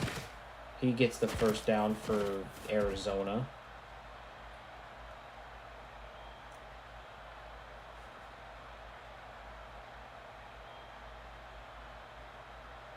Fun fact about the Buffalo Grizzlies, their old team name used to be the Buffalo Indians back in 2017 and 2019. It wasn't until 2020 when they just changed their team name to the Buffalo Grizzlies. And they had another name before the Buffalo Indians, but I don't remember what they were called.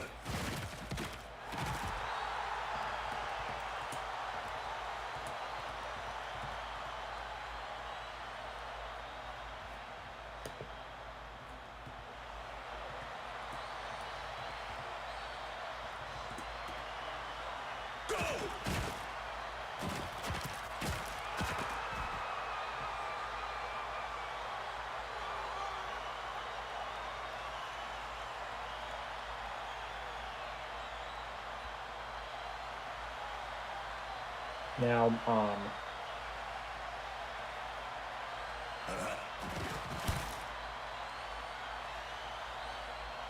ball's punted away.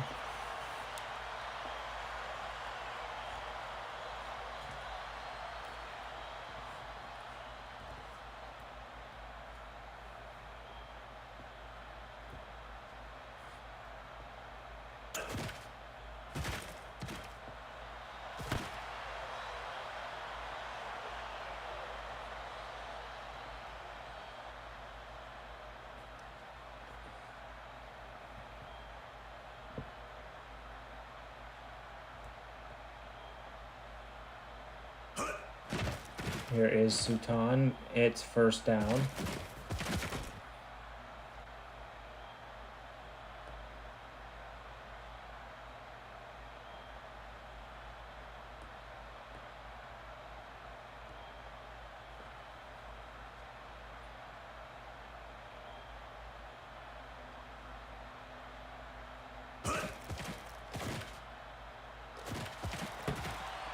See, in the past, there used to be another team in this league that had the name the Grizzlies. That was Chicago back in 2010.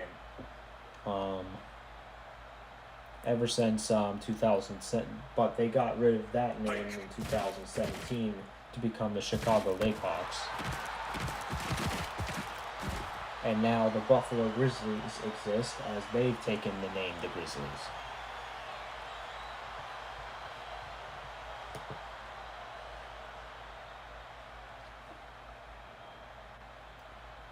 If we take a look at a brief history of these teams, Arizona actually used to be called the Redbirds.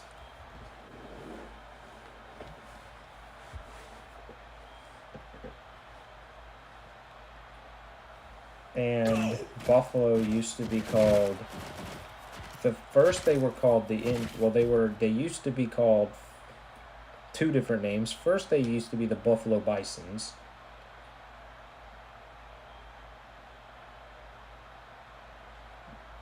Then they changed to the Buffalo Indians, and now they've changed to the Buffalo Grizzlies.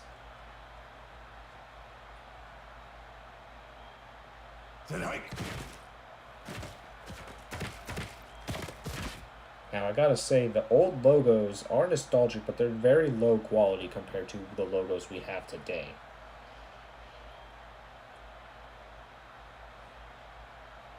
Now, for those of you who were watching the last game, Miami used to have a different team name as well. They used to be called the Orcas. Which, I don't know why. I don't think there's Orcas in Miami. But that's why. I mean, every single team has had a different name and it got changed, so. Here's a pass. Caught. Touchdown. Buffalo scores, and they take the lead once more.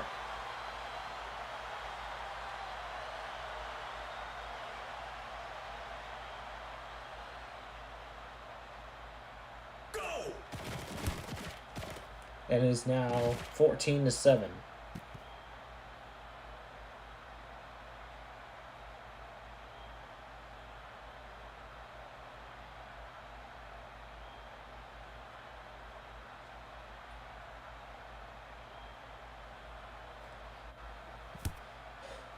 Now, there were actually a few cities in this league that used to have franchises, but that's completely different.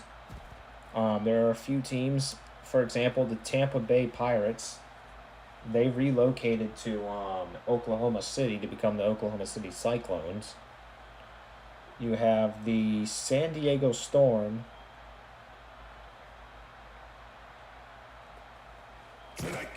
But then they were relocated to Nebraska to become the Nebraska Thunder. More specifically, Lincoln, Nebraska.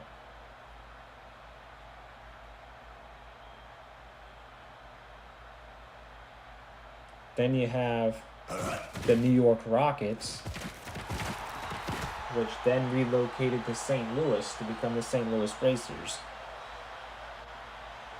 as well as the Oakland Pillagers, who then relocated to Las Vegas to become the Las Vegas Outlaws. And then shortly after, the NFL's version, the Oakland Raiders, also relocated to Las Vegas.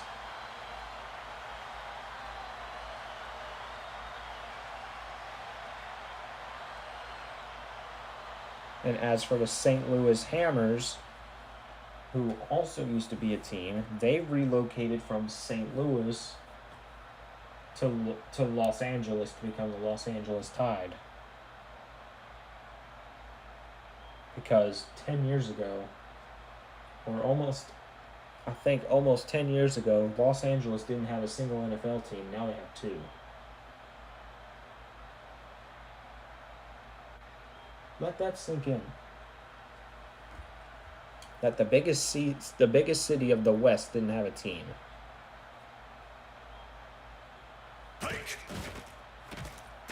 There's Arizona. They get 5 yards here. Second in inches, though.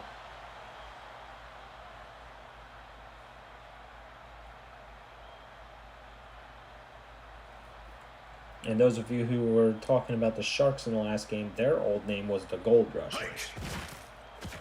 So I think it's a good thing that they changed. A lot of the names, they didn't really work.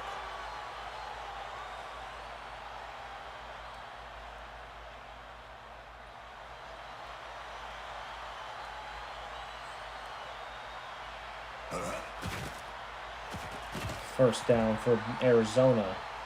It is the fourth quarter of this ball game. It is now officially 12 a.m., which means it is now the semifinals of the GA Cup.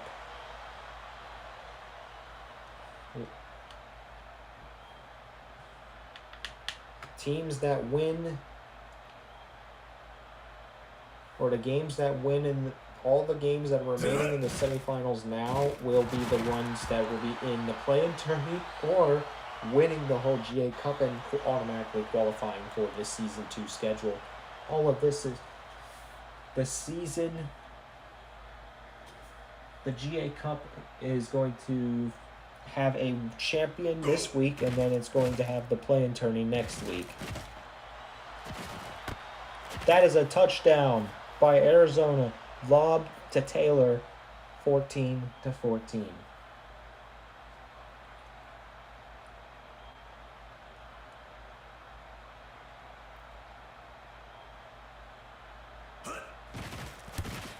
Here's a field goal, close, and it's good.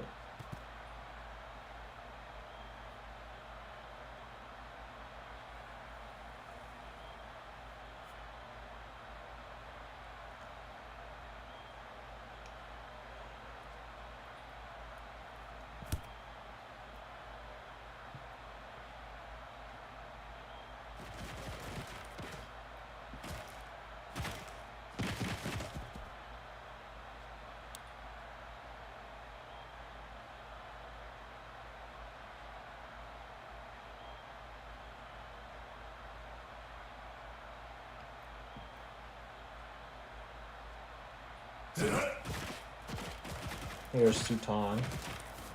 It's a tie game now, 14-14.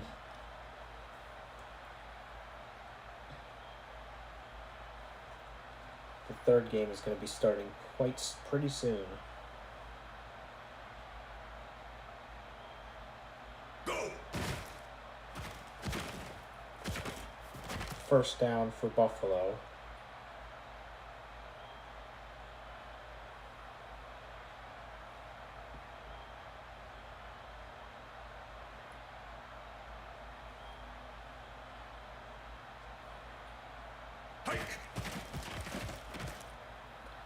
And Sutan gets the first down.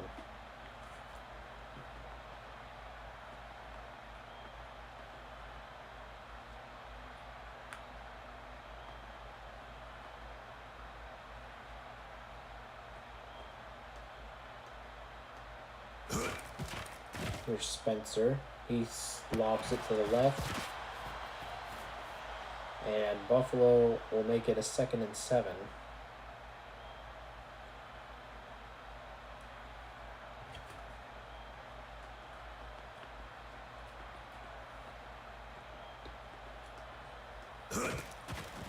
Here's McCoy. 3 yards on the play. There is 5 minutes left in the fourth quarter, or a little bit over, as we're already getting ready to transfer over to our third game of the day, or the third game of Tuesday night football.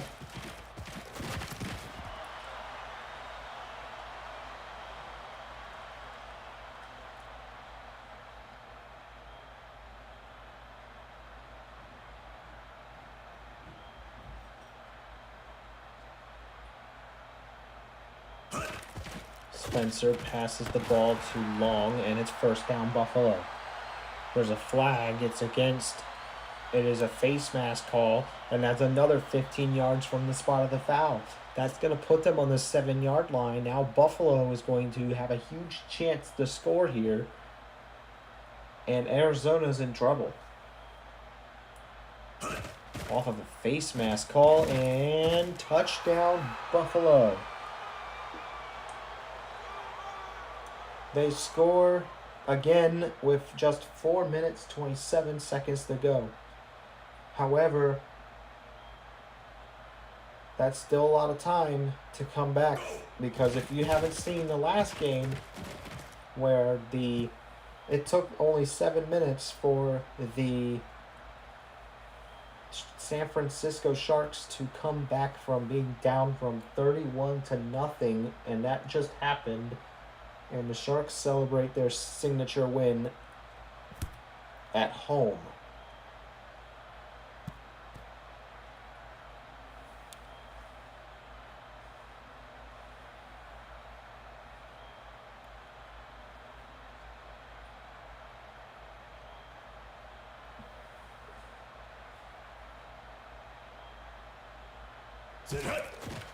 Here's Norris.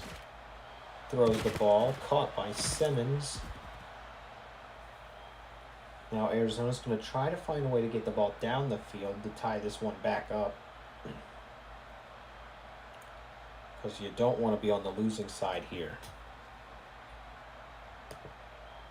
Go! That is going to be a short gain here.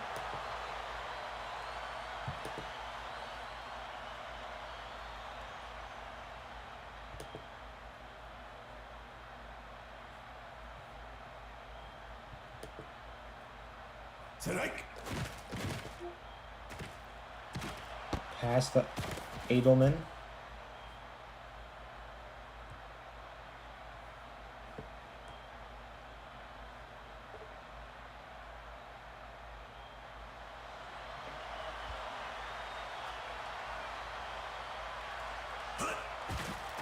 Here's Jones. Not going to make it very far.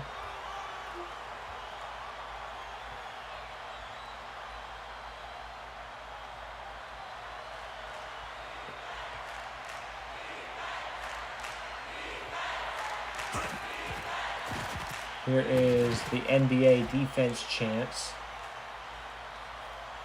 The chants go wild here in Buffalo, New York.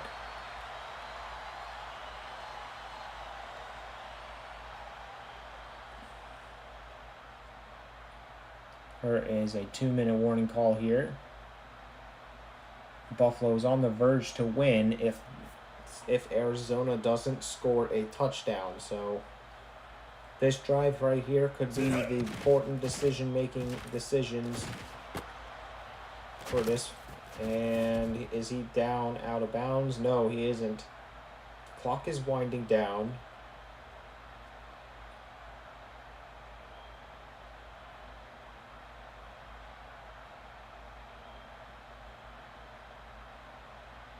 Go! Here's Norris. Deep pass, incomplete. That was a critical error by them. And it is 3rd and 4.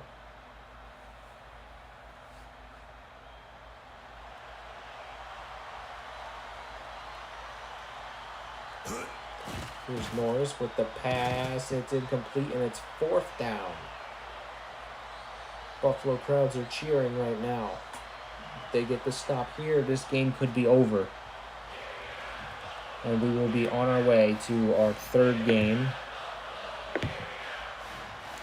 As our 3rd game will be in Seattle. And that is it. They have failed the 4th down conversion, and it's a turnover on downs. Buffalo gets the ball back, and now all they need to do is burn that clock out. So they need to run 3 plays. They're going to pass here. I would suggest running the ball, but now the clock is stopped, and Arizona doesn't have to use a timeout. Yeah, poor decision by the Buffalo team. They should have ran the ball.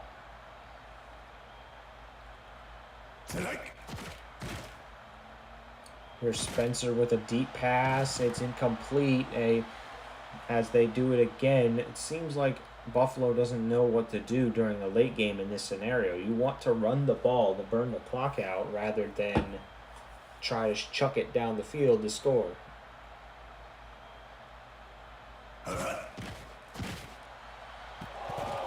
And that one was incomplete. It's 4th down, and Arizona will get the ball back. And if Arizona scores on this drive, it is all Buffalo's fault because they should have ran the ball to burn out that clock and burn out those timeouts. But no, that's not what we get.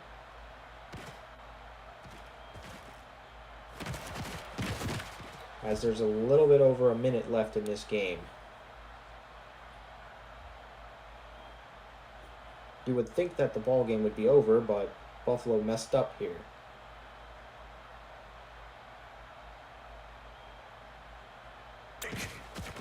Here's Norris. Deep pass. Caught by Nelson, and it's a huge gain. Arizona's going to try to score here. They've already lost the ball through on downs.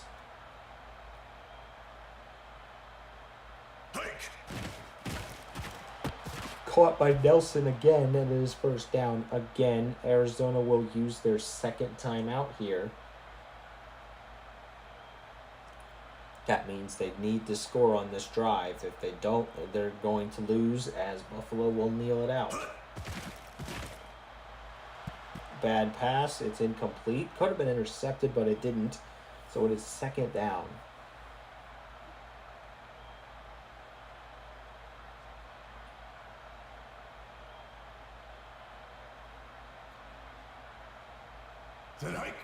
There's Norris with a pass. Caught for a lot of yards. It's 1st and goal here. The one thing that I think is going to happen might happen, guys. Then it's all Buffalo's fault. Touchdown, Arizona. And this game is about to be tied.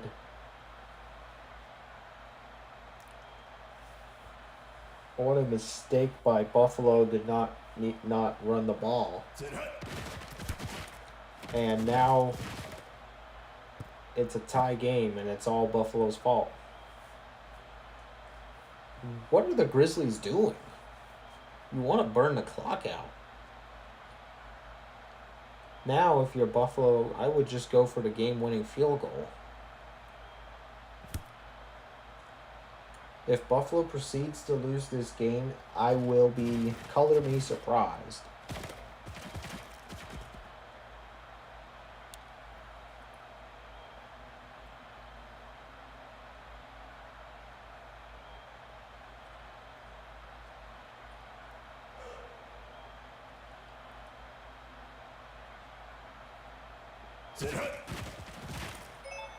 Here's Seton. It's 1st down.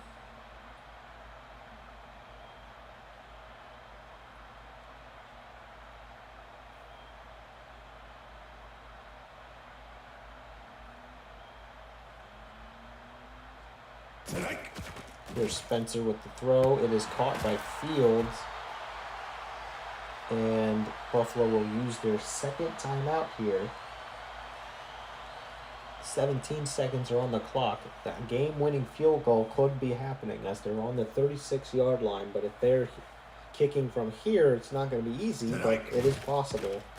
I mean, I've seen Carolina do it. Carolina's got the best kicking in the league. Buffalo uses their final timeout here. So I'm thinking they're going to bring out the field goal unit, and yes, they will. Field goal here. Game-winning field goal. It is no good.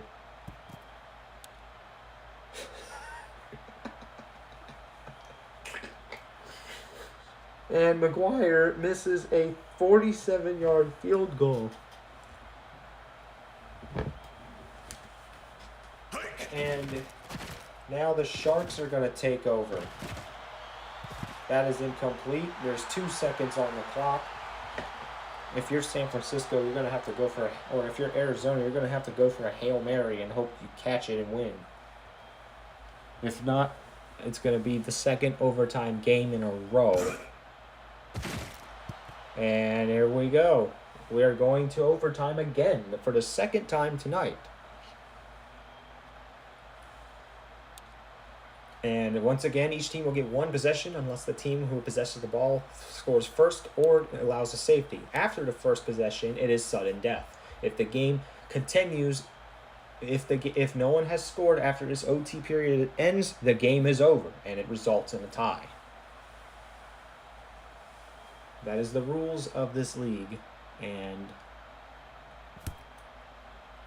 Arizona is going to get the ball first. Why do I have a feeling this is about to be a repeat of what happened in the last game?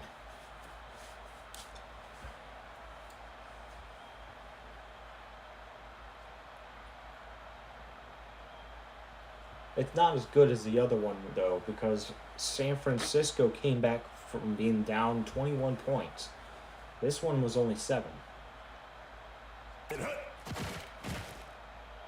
So it was a close game all around, and Nelson gets the catch at 7 for 7 yards.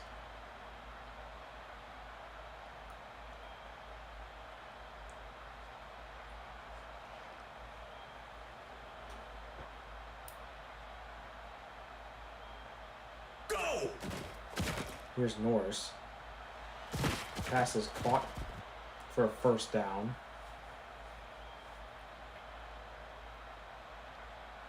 How can 2 games go into overtime? How and why? Hike!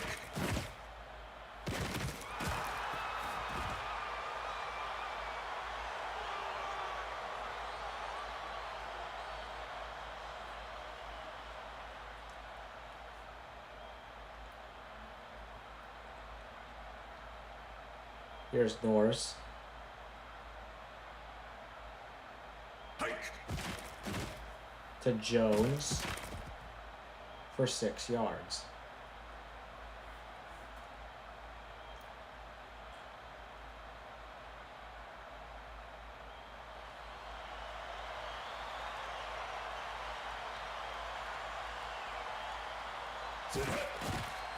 Here's Jones for more yards. This Buffalo team was leading at the end of the game, and they messed it up for themselves. What were they thinking when they decided, hey, let's pass the ball when there's 1 minute in the game left as we have the lead? You want to run the ball. You want to burn out the other team's timeouts, and then burn out the clock by kneeling.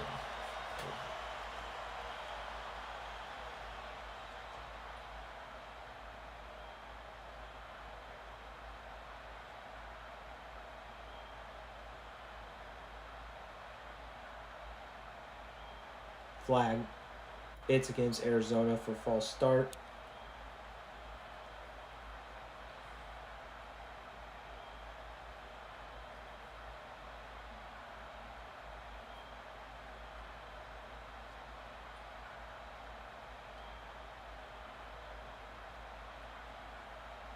Go! Here's Norris. Throws to the side by Edelman. He dodges the tackle, and it is 1st and 10. Arizona's on the verge of scoring the game-winning touchdown right here on this drive.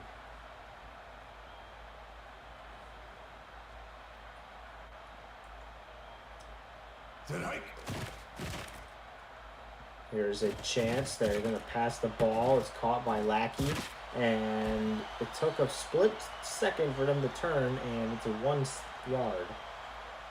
I don't know why he stood there for so long. It really shouldn't take that long to turn your body to then start running. We are now halfway through this overtime period as well. As Arizona hogged the ball during the entire period. Caught by Morris, 17-yard gain, 6 to go to win.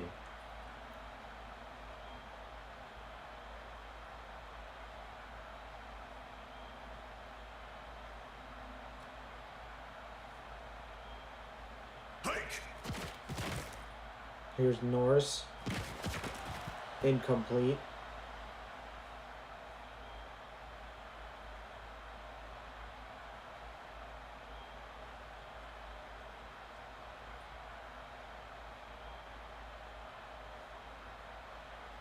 Go.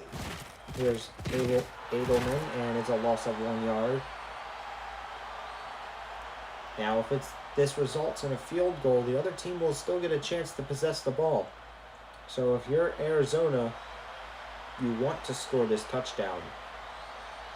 But if not, a field goal can help. And that's a loss of 1 yard, and that is exactly what's going to happen. This game will continue as the Buffalo Grizzlies gets the stop.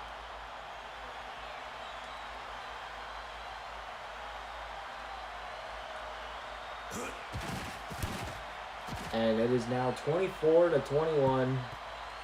Game is not over. The Buffalo Grizzlies now get a chance with the ball. They only have 3 minutes to work with, but they have their timeouts. However, the Buffalo Grizzlies have to score on this drive. If they do not score on this drive, this game will be over. And Vung is going to actually get a large amount. Holy macaroni, he's still going. He runs all the way to the 50-yard line.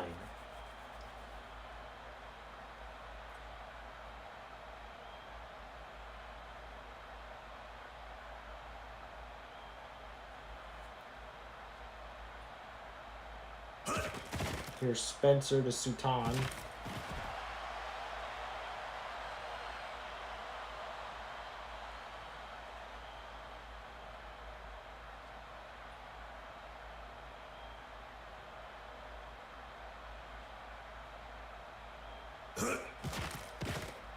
Here's Spencer. He's going to throw it. Oh, the receiver wasn't ready for it. It's 3rd down. Now keep in mind, Buffalo has to score on this drive, or they will lose this game. Spencer caught by Long. And now Buffalo's on the verge of winning this game.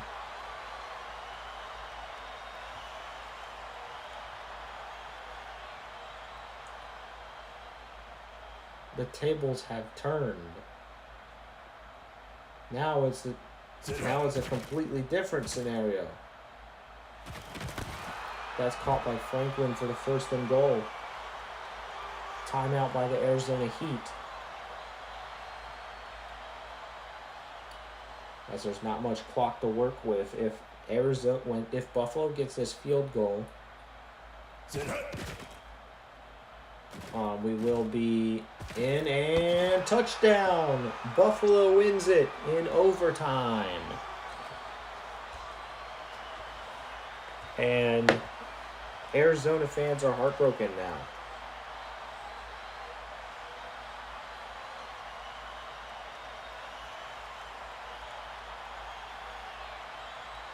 Final score, Arizona 24, Buffalo 27.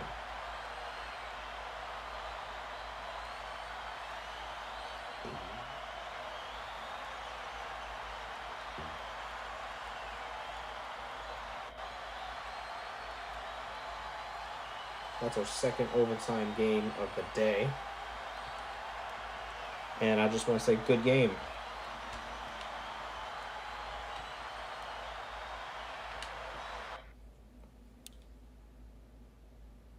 All right, our third game of the day is involves two XBTV members, starting with Shig's St. Louis Racers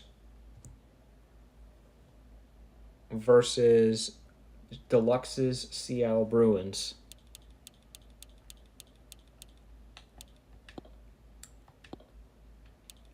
And this game is in Seattle, Washington, so we're going back to the West Coast like we were when we were simulating the Sharks versus the Warriors game.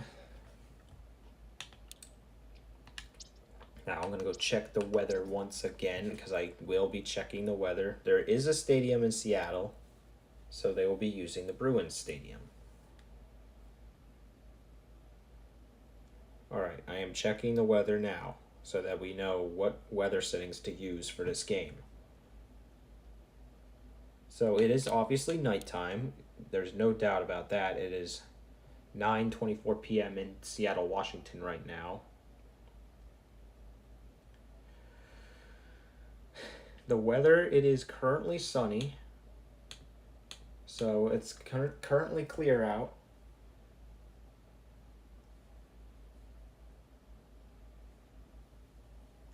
And for the wind speed is 5 miles per hour, which is below the limit, or it is. And because of that, that means we're going to label the wind label as no wind. So it's a perfect game of football for everyone in Seattle. Predictions say that Seattle's going to win as well. 88% chance. But only we can tell. Also, this is the first time I've seen these two teams play. I haven't simulated a single game with either of these two teams, so I don't know what to expect. But welcome to Seattle, Washington. I forgot to take the screenshot of the last game, but I can do that with the stream highlights.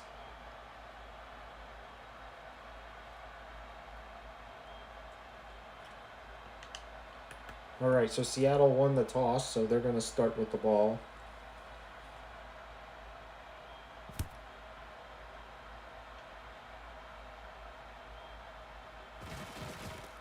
Their uniforms are quite interesting. Oh, here we go. On the first play, can he get the block? Oh, it's going to be a touchdown on the kickoff. It's touchdown, Seattle.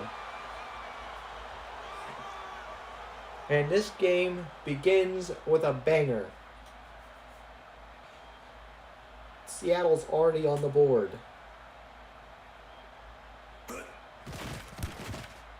Extra point is good. And it's already 7-0 for Seattle. It took 12 seconds for that to happen.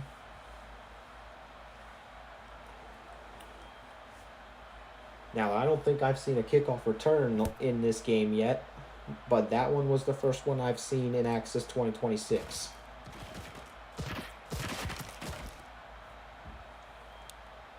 And it was done by Seattle.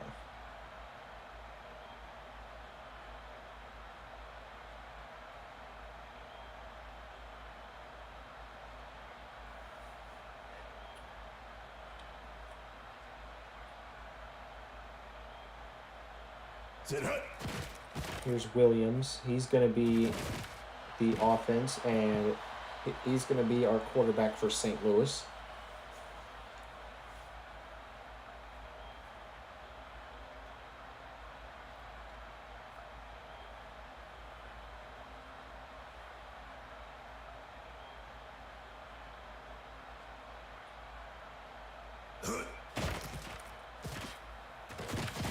And the Racers just get about 4 yards here.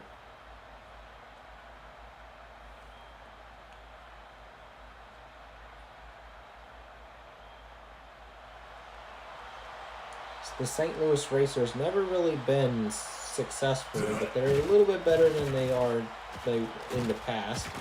Jordan gets the first down for St. Louis on a 3rd and 6.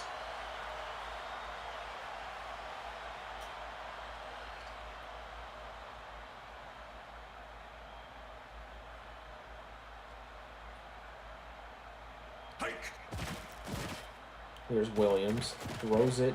Picked off by Seattle. I saw it coming. And Griffin gets the interception for Seattle. It's only the third interception I've seen today. And this one's by Griffin. And now Seattle's got a chance to score again.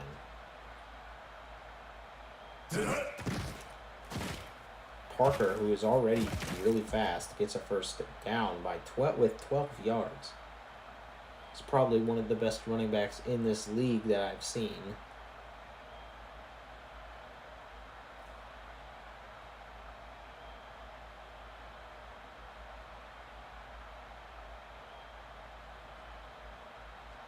All right, here's Hunt. Bad pass, but it's caught anyways. 4 yards for Seattle.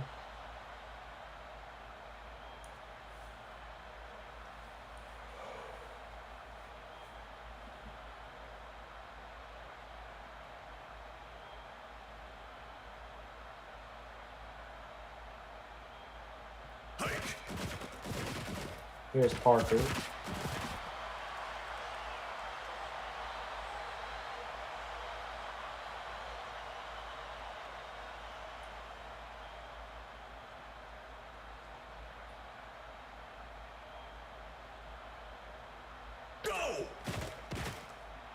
Here's a pass to Watson for a 15-yard gain. First down, Seattle.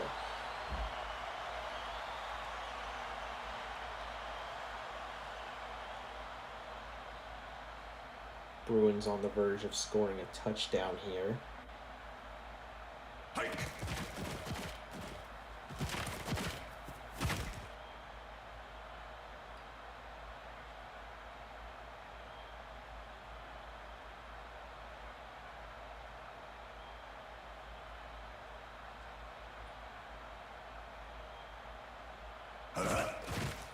And here's Parker. He gets 1 yard on this play. It's 3rd and goal.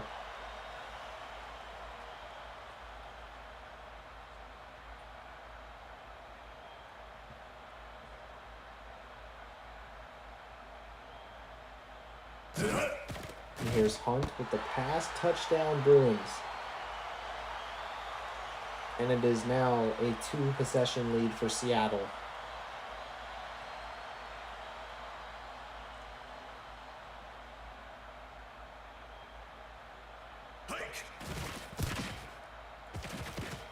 Now, when it comes to the skill levels of both of these teams, well, it's currently 48 degrees in Seattle right now, so it's actually cold. It's actually cold there right now, so I hope you brought a jacket.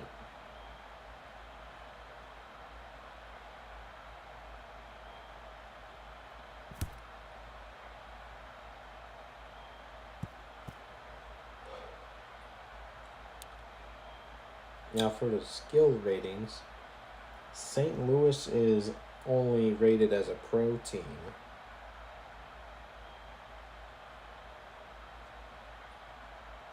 And Seattle is rated as a star team, so the odds are that Seattle are going to dominate in this game, despite me using skill-based matchmaking for this entire schedule for this week.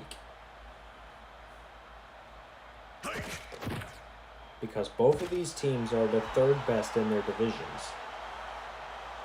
But that just goes to show that the AFC East may not be the best division. Because so far, between the two divisions, both of them have 1 win so far. And this team in Seattle might be the second NFC West team to get the W today if they continue playing the way they're playing. As the only team that would have lost from the NFC East or the NFC West would be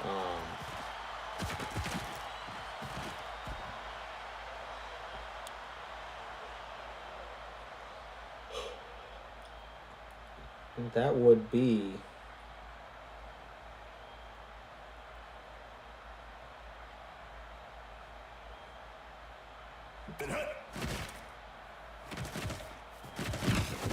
forgotten who the opponent was.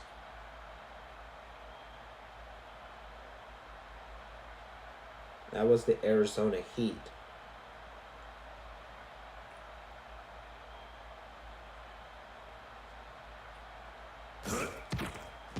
However, that game was really close.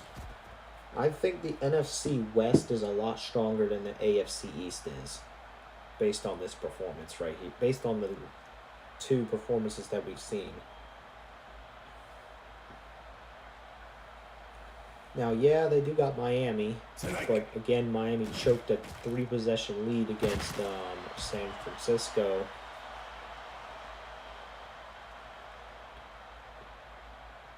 But the rest of the teams, I just don't see them being. I don't see them being playoff contenders like Buffalo. I mean, they've made some pretty bad decisions. Good pass. It is 1st and goal for Seattle, and they are about to take a 3-possession lead here in the first quarter. This game could be over before you know it.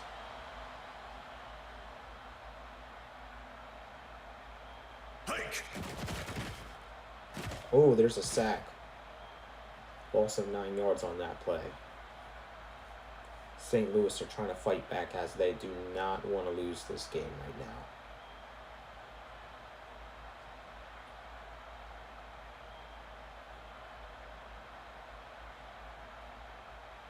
There's a flag. It's against St. Louis for encroachment, and they've caught him, and it's going to be 5 yards given to Seattle.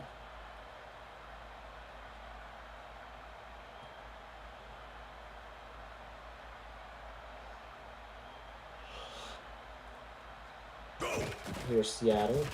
Pass is caught. Is the touchdown going to hold? No, it is offensive pass interference. And it is 2nd and goal from the 15-yard line.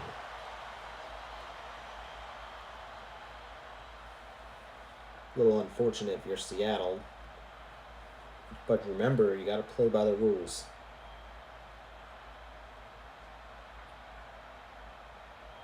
Seattle player in motion a little bit too much. Let me go change the camera and show you what's happening. Oh, we might get a delay of game penalty. Yeah, we will. Delay of game against Seattle, and it's another 5 yards. It seems like they haven't fixed this bug yet. That's hilarious.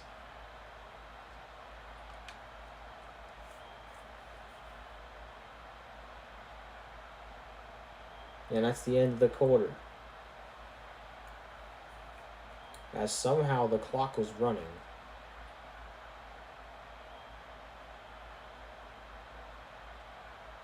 Alright, welcome to the second quarter of this ball game. You wouldn't expect Seattle to go back and forth based on penalties. And this drive continues to be surprising. You've had Seattle score a touchdown, but then it gets taken away. Then you have an encroachment call. Then you have a pass interference call. And then you have, of course, the delay of game penalty. Here's a pass, incomplete, it's 4th down, and Seattle's going to get a field goal out of it.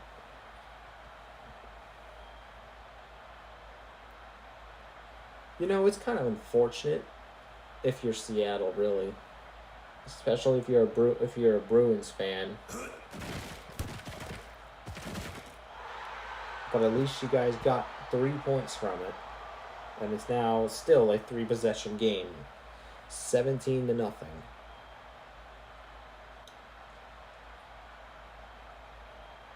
I think penalties is what killed that drive. Penalties and glitches.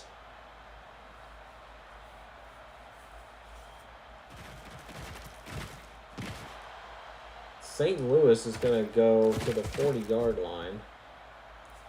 But can their offense wake up from their sleeping moments, or will they stay asleep and cause some very bad things to happen to them?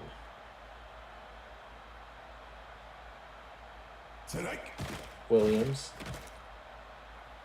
is going to get sacked for 5 yards.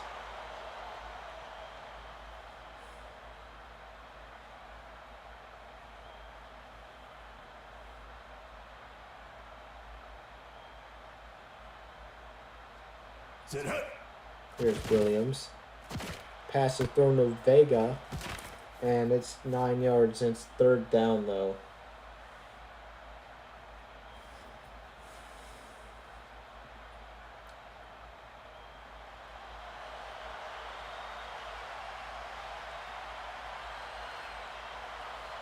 Said hike.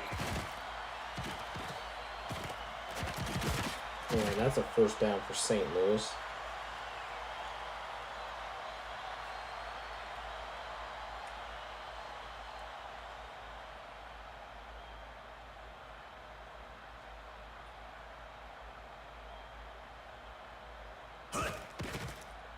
Williams to Jordan. 4 yards on that play.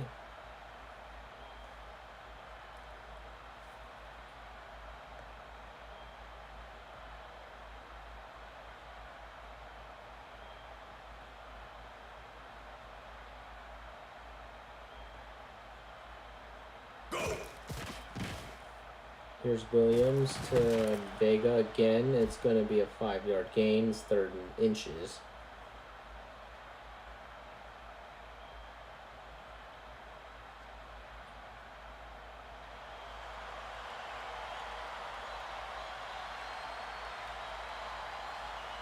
Go. Williams' throw is completed, and it's a 15-yard gain. St. Louis is starting to wake up a little bit after having a slow start.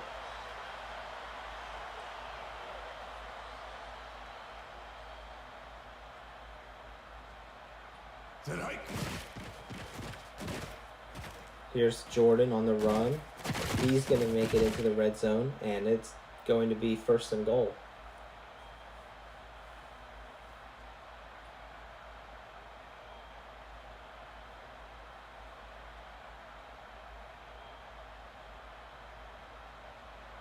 Hike. Here's Jordan, and it's St. Louis scores. The St. Louis Racers are on the board.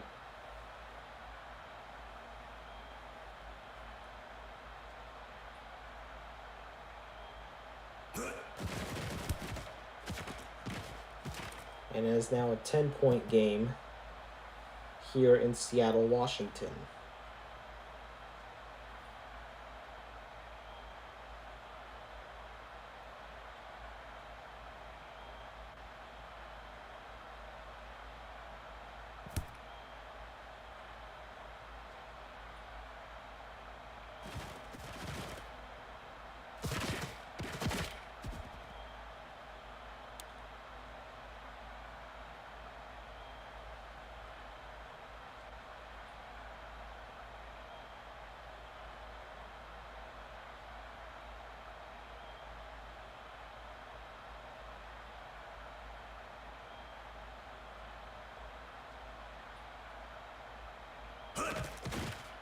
Here's Parker. He's going to get -1 yard here, and it's second and 11.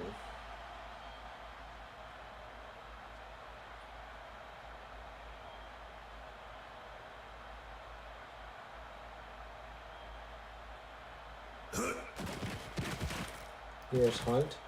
Passes the ball, incomplete.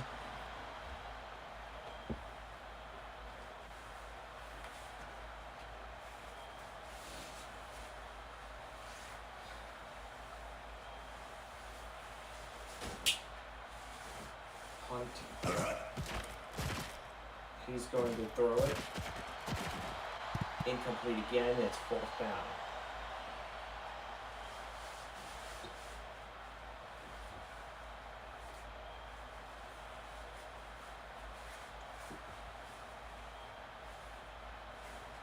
Said hike.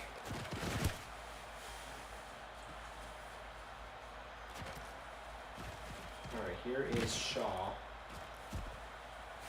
He's getting a few yards as St. Louis gets the ball back.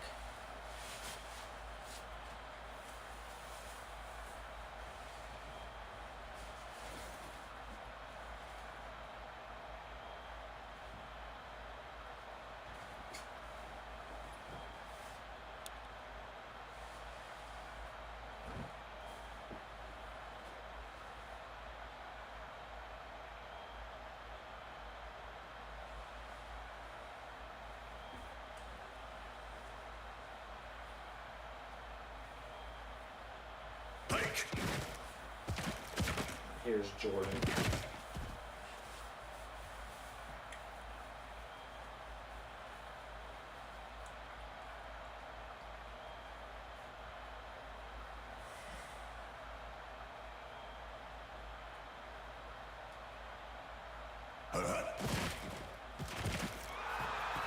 That's a sack by Seattle.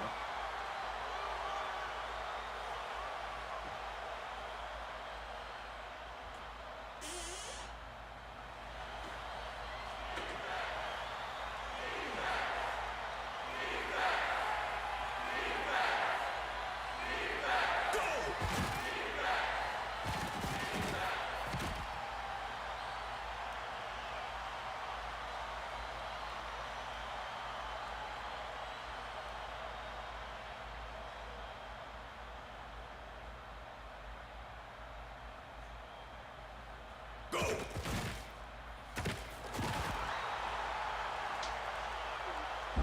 One more game on that play.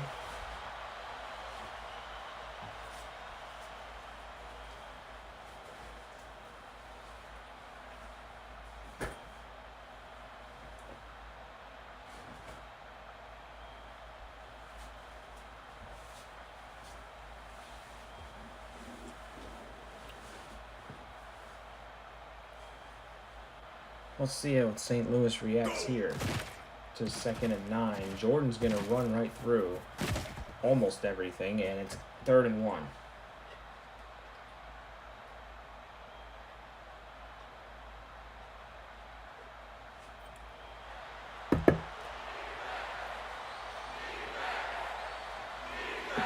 Tonight.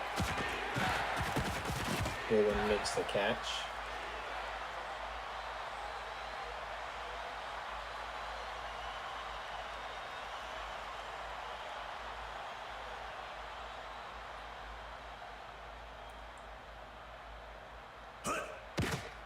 Williams with the throw. It's first down by Arnold.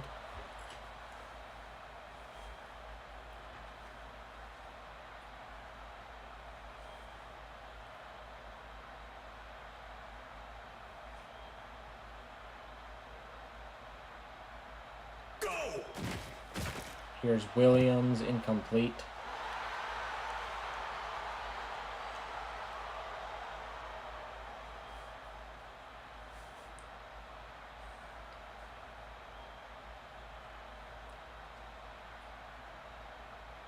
Tonight. That pass is incomplete.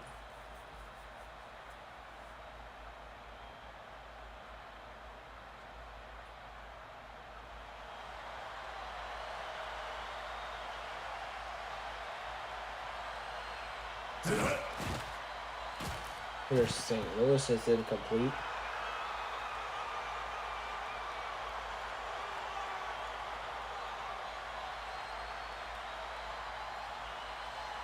And now they're going to attempt a field goal to make it a 7-point game. Tonight. And it's good. 48-yarder is good. And it's 10-17.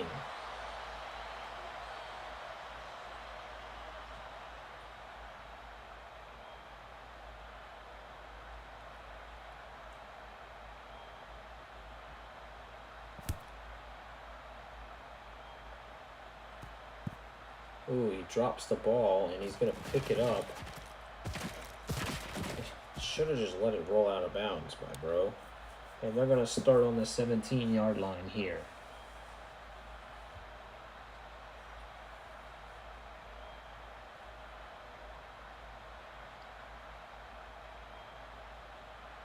Tonight. Here's Hunt. That's incomplete.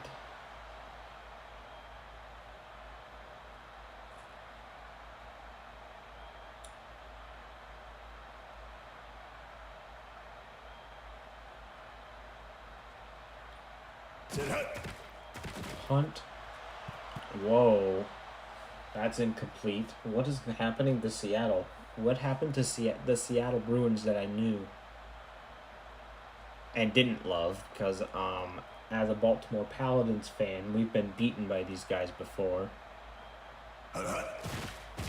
in like the worst cases of scenarios.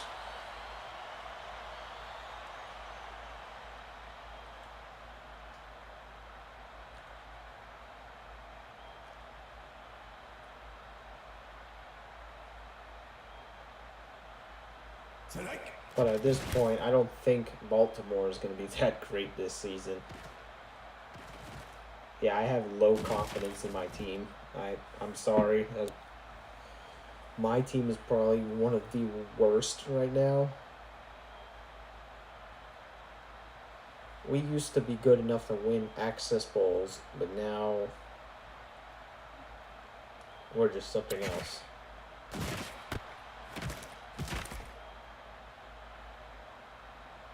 To be honest, we shouldn't have really even won that Access Bowl. We were 9 and something. It was a 17-week season or a 16-week season. We were 9 and 6, I think, or some record like that.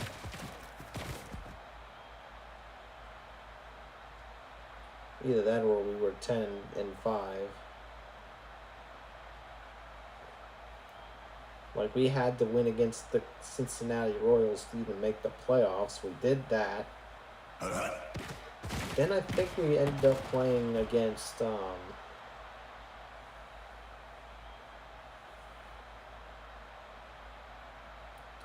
easy team at the time. I think it was the Denver Mountaineers.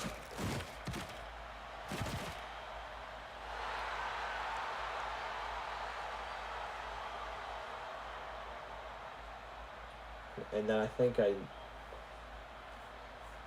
we played Nebraska in the playoffs of that season as well. Tonight. And then, of course, the Access Bowl, we won it against the Orlando Rockets. And that's the last time Baltimore's actually done well in a season.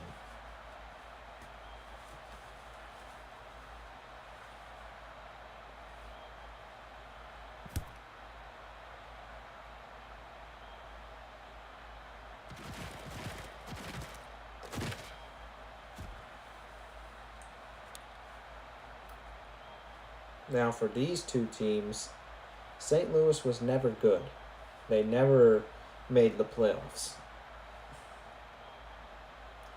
Seattle always made the playoffs, but never won anything out of it.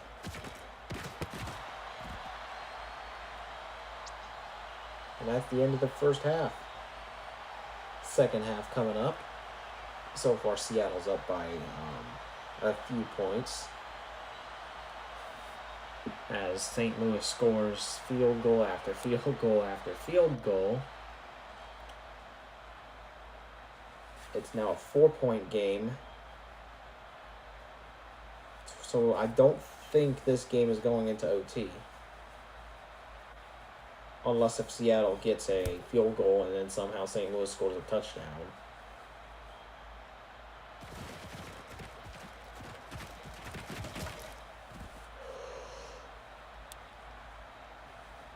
To be honest, we've had enough overtime games today,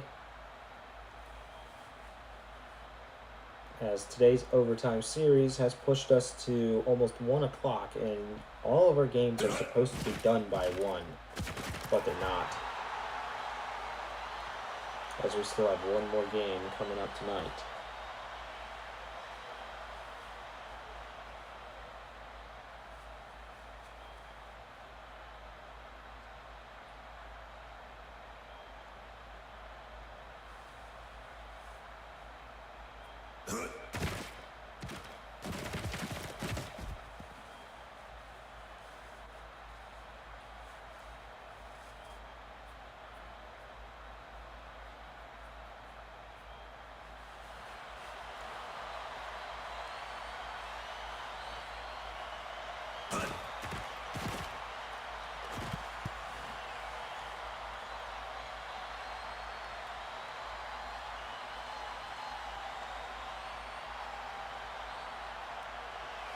Alright, and that's going to do it for that.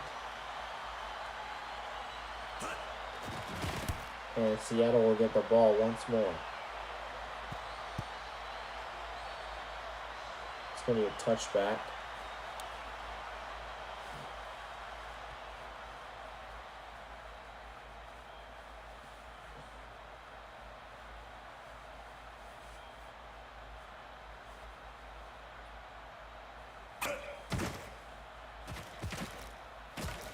Here's Seattle. They get the first down.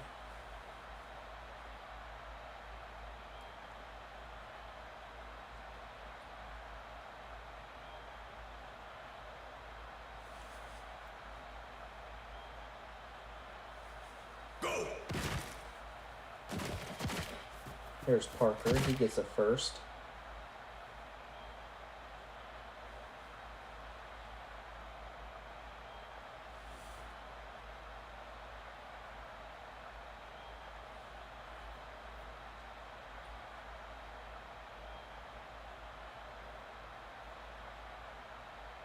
Hike. Here's Hunt. Throws a deep pass. Incomplete. I don't know what happened to Seattle. Why can they not catch the ball anymore? These are catches that should be made, but they're not catching them. That's the problem with Seattle.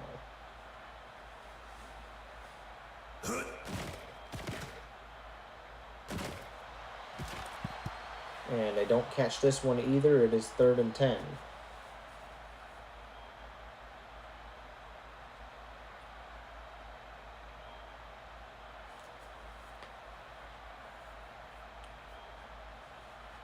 Hike. Intercepted by the Racers. And it looks like they do have a pass that gets caught, except it's caught by the opposite team. Don't know what the Bruins are doing, guys. St. Louis is just absolutely shredding their offense like it's A piece of paper going through a paper shredder. Tonight. it's like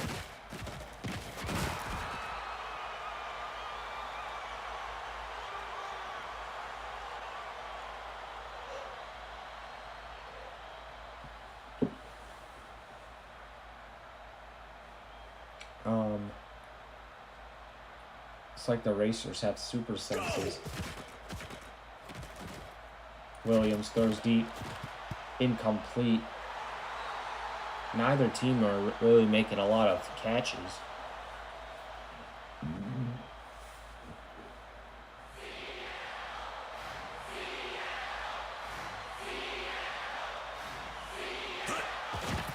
Here's Jordan, and that's a loss of 1 yard. There's 4th down, and that's another punt coming up for St. Louis.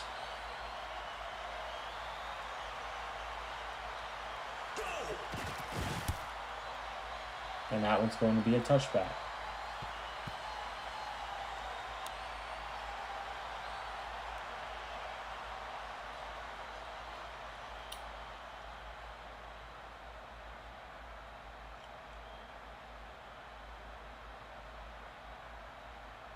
Hike. Here's Hunt.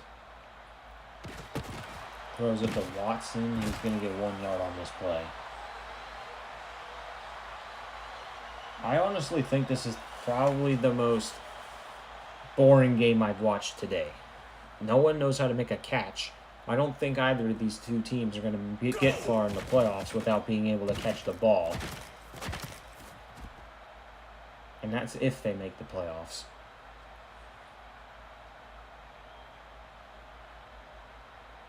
Because 20 teams are going to be in the playoffs, 10 per conference. Hike. With the seedings being the first 4 seeds going to the division winners, and the rest of them are going to be wild cards. So there are going to be 8 division winners and 16 wild cards. Right? No, that's wrong. 12 wild cards and 8 division winners throughout the entire league.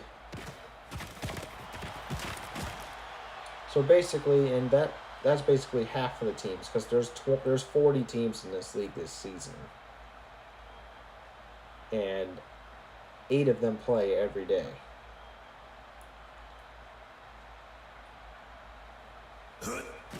Here's Hunt. Bullet pass to Baker. 11 yards.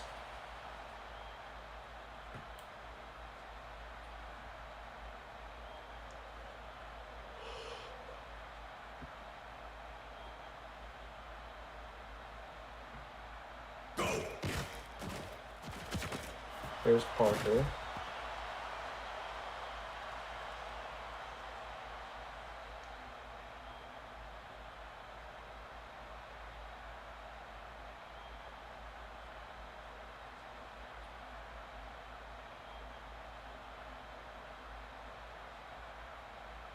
Go.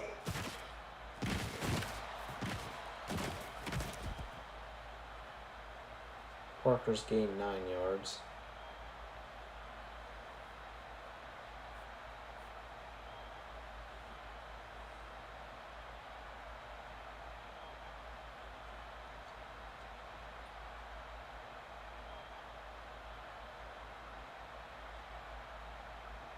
Hike.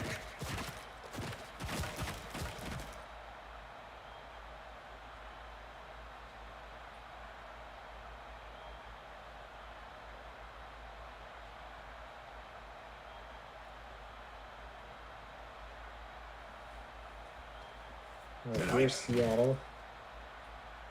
Hunt's going to chuck it deep. Incomplete again. The Bruins really can't find a way to complete a pass.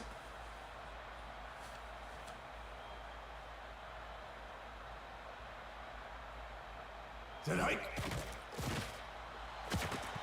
And that continues here. It's 4th down.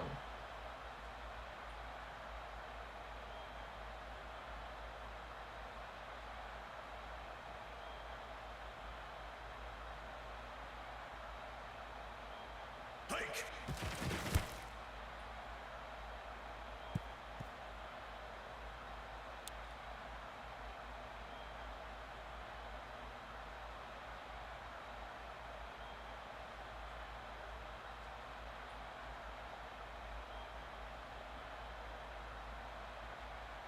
Then hike. St. Louis. Pass caught by Arnold.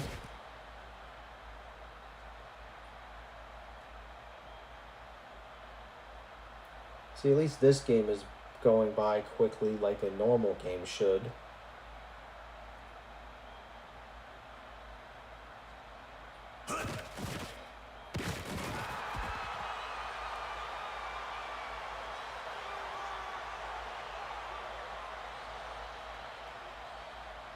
It is 1 o'clock though.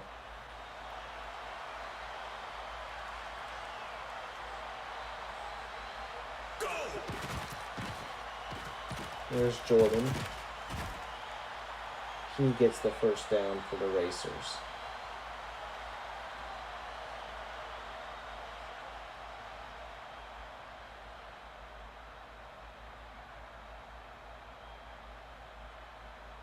And that is the end of the 3rd quarter. It's 13-17, Seattle winning. And we now have our final 10 minutes left in this game.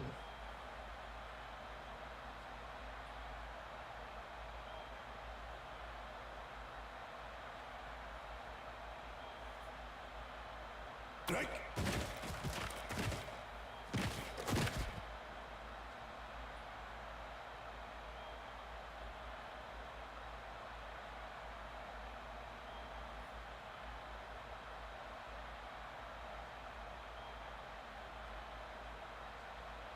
Hike.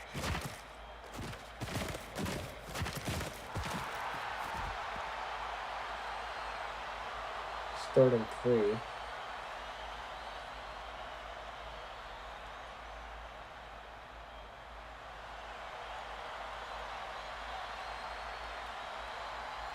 Hike. First down and a lot more for St. Louis.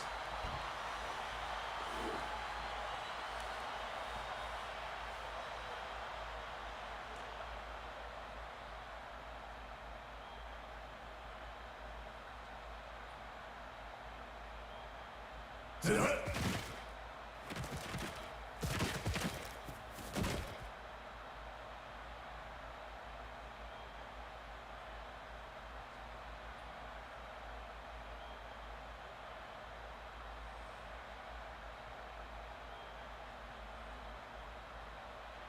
Strike.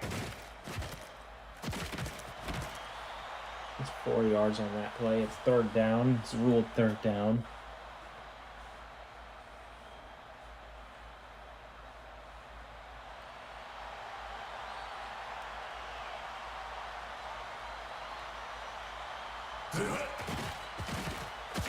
There's a flag on the field against St. Louis.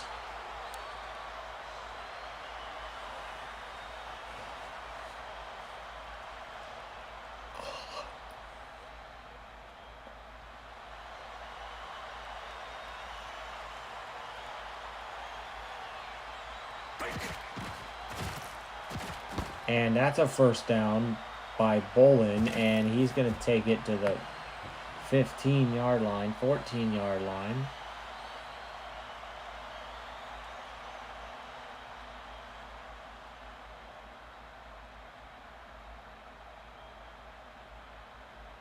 Strike. That's incomplete.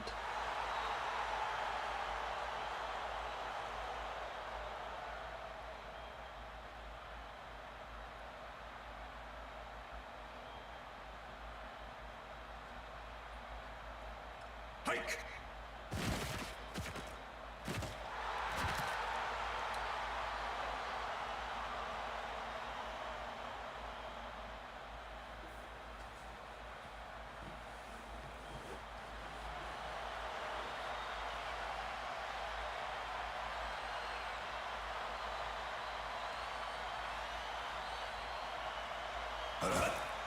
Here's Williams. Passes it. It's fourth down, and oh my goodness. Can someone please score a touchdown?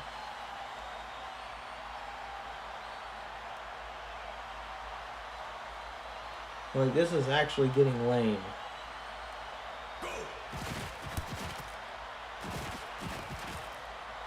Field goal's good. 16-17.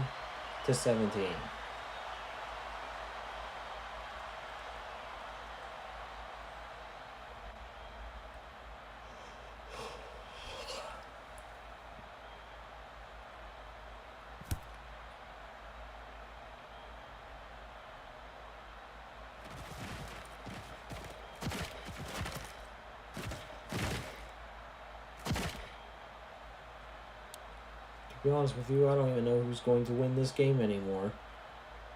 St. Louis has scored like 12 points off of field goals, I'm pretty sure. What was the score line when they started? They started kicking field goals when it was 7-0. And they've now kicked 3 field goals to make it 16-17.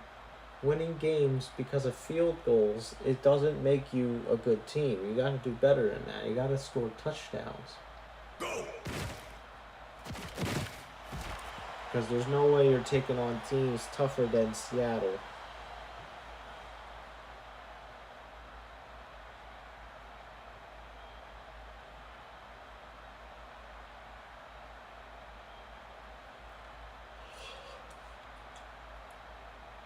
Strike. And incompleted. Defended by Myers.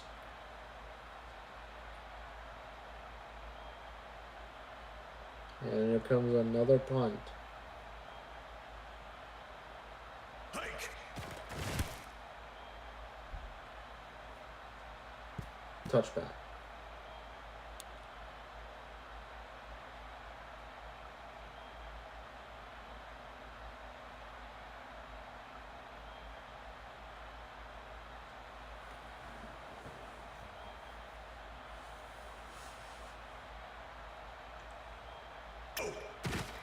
Here is Jordan. And he gets the first.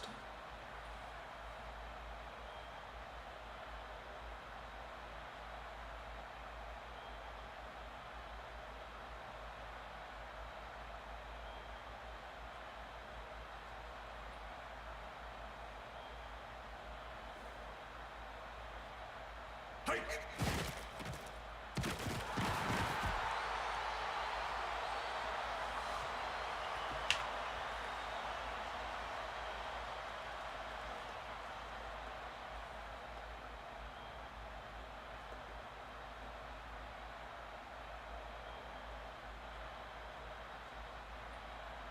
To the hut.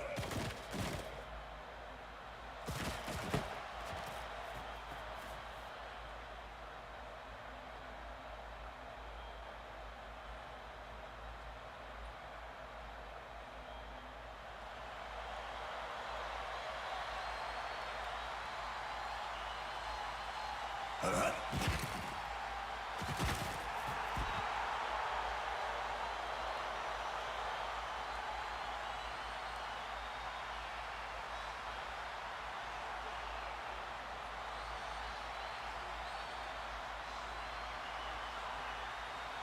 To the hike. Here's Williams to Arnold.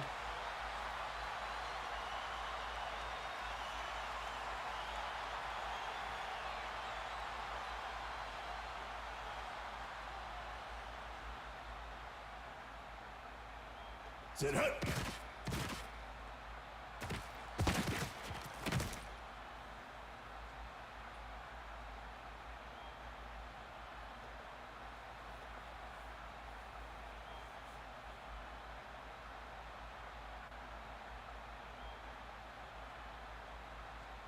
Hut. Here's Williams. It's 2 minutes left in this game now.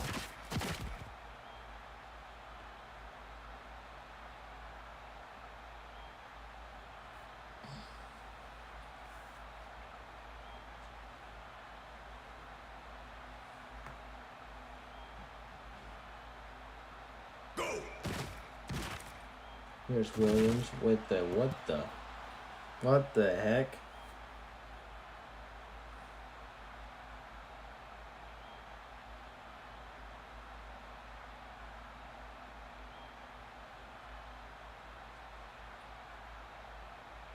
To the hike.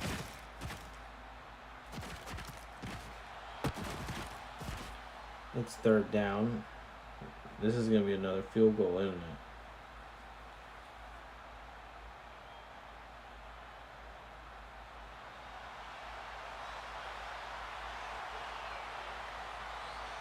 To the hike. Maybe not. They're on the 34-yard line.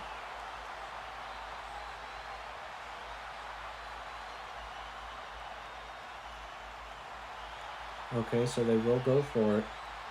This is a really long field goal. To the hut. And oh, it's no good. It hit the crossbar from 61 yards. Was it 61? And St. Louis is going to proceed to lose this game if they cannot make this stop.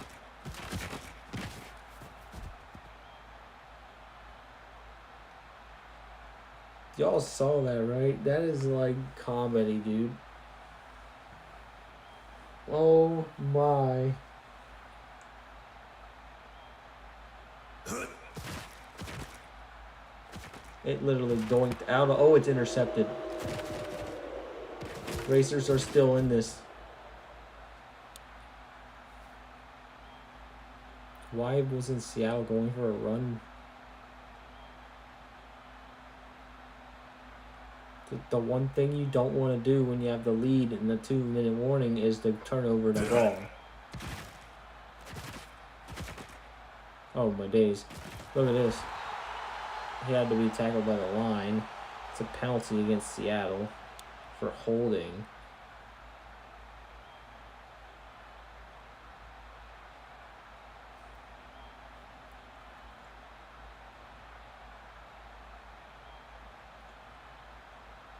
To the hike. Here's Williams. Throw is intercepted by the defense. Now that one's a big interception for Griffin, as that might have just won that game. We have a game-winning interception here. To the hike.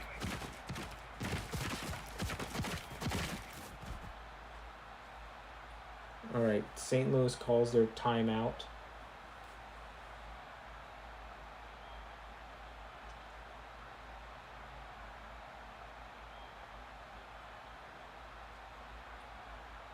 To the hike.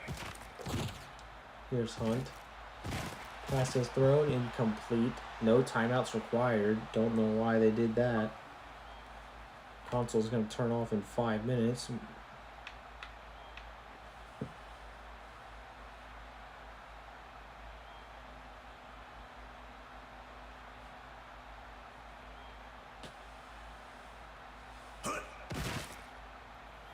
And that is game over. So the Seattle Bruins are going to proceed to win this game by 1 point.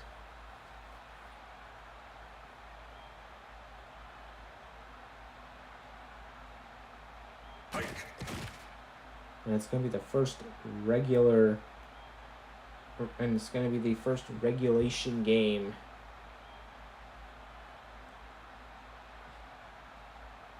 of its kind. Final score, St. Louis 16, Seattle 17.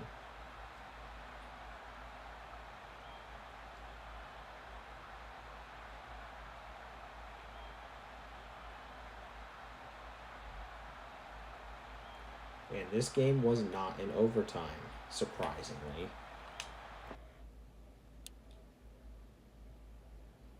All right, our fourth and final game is going to be Vancouver versus Boston.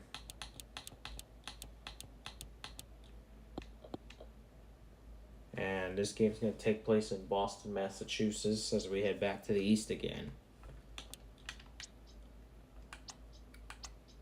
Okay, so Boston, Massachusetts. The weather in Boston is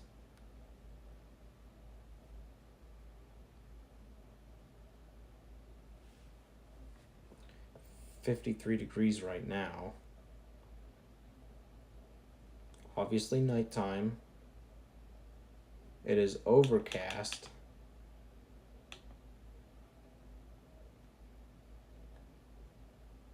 Wind speed is 3, so there will be no wind. It's not going to be like Buffalo.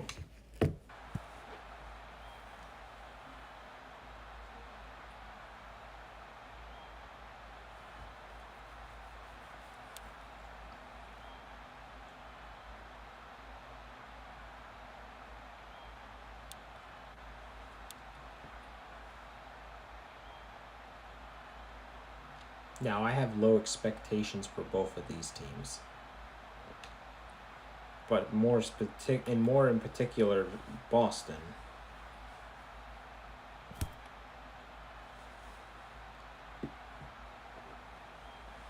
So the first of our 7 Canadian teams are playing now.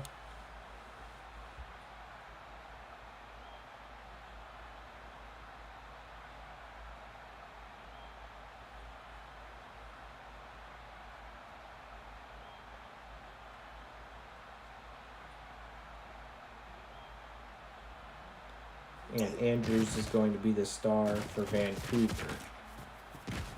And then, of course, we got Boston.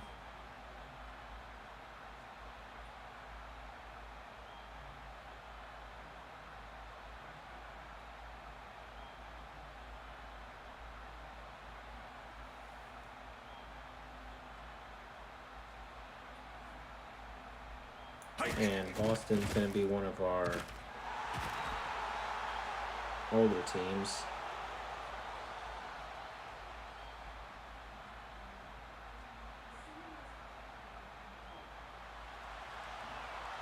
Someone leaving it right now.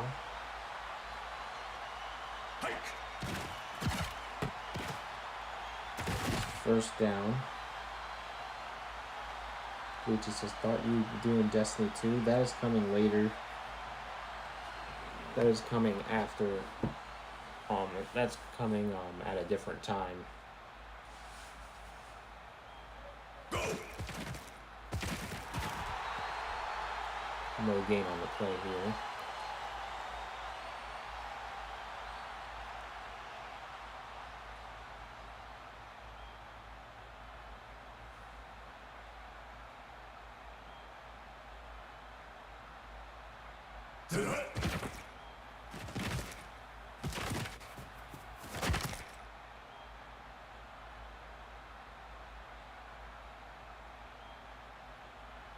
first down, Vancouver.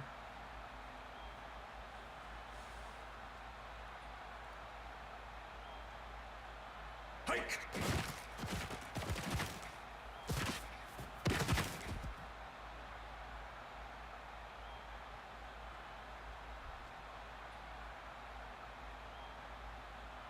I think someone's taking out their dog right now. Keep in mind, it is 1:20 a.m. in this apartment. Some people are crazy.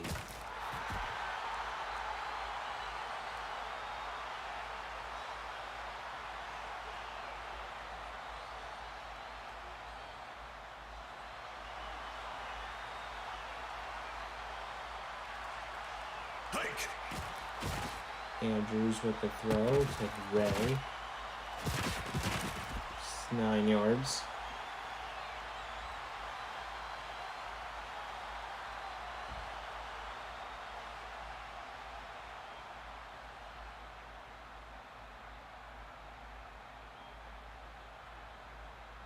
Hike.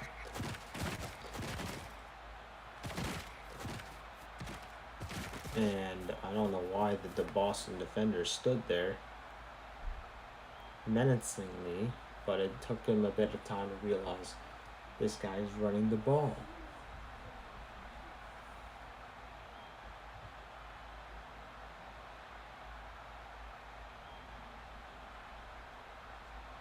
Go. His name is Sims. Kind of ironic how we just played The Sims 4 earlier today, and they got eliminated out of the 2025 Autumn Cup. So they're done getting live streamed for the season. Their next stream is going to be a Class C live stream. Here's Hart. Touchdown, Vancouver.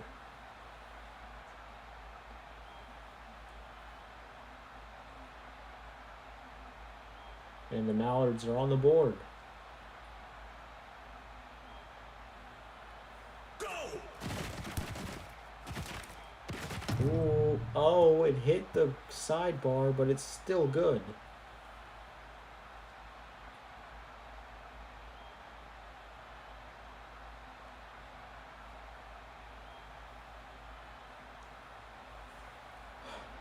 Vancouver's kicker has always been questionable. But now Boston gets a chance with the ball after Vancouver hogged it for the first 6 minutes of the game.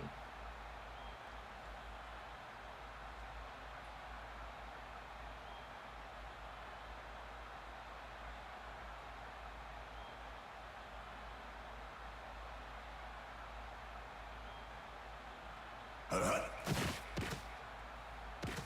Here's Jacob.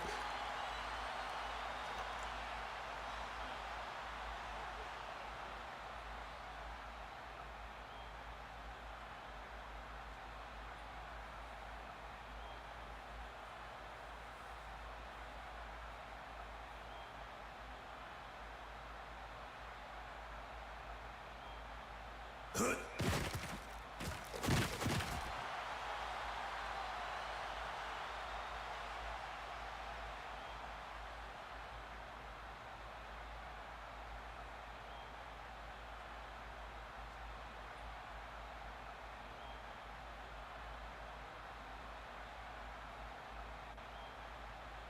There's a flag. It is against Boston. And they're going to be going back a few yards.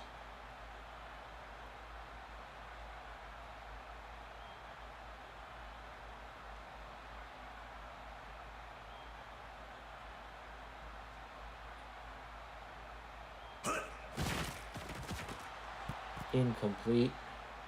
4th down.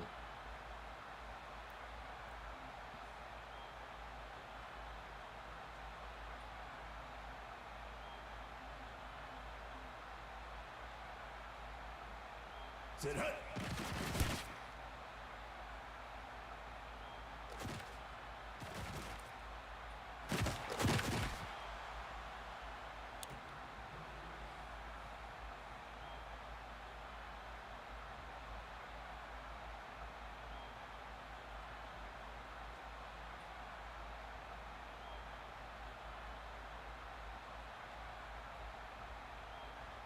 And hike.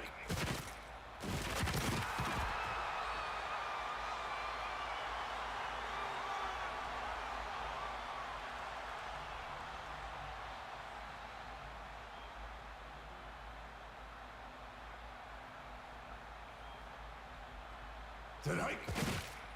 Here comes Hart from Vancouver.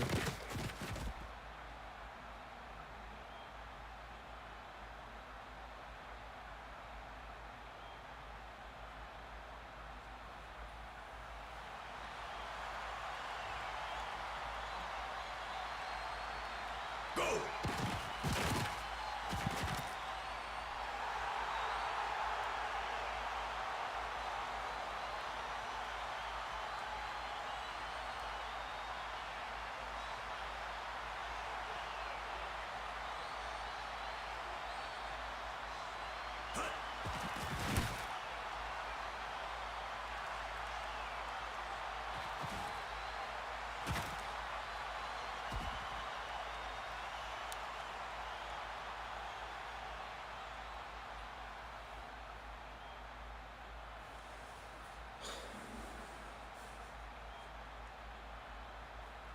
It is 1st and 10.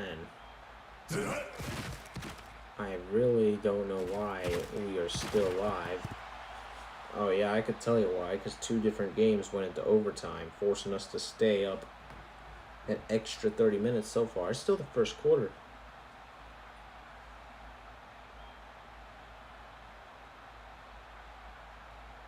Hike. Flag on the field. It's against Eli Lucas.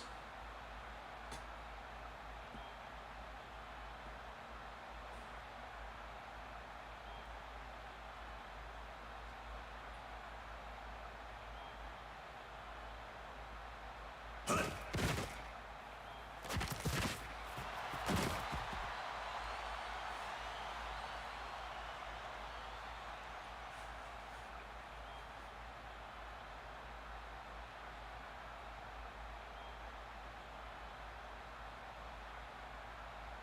And hut.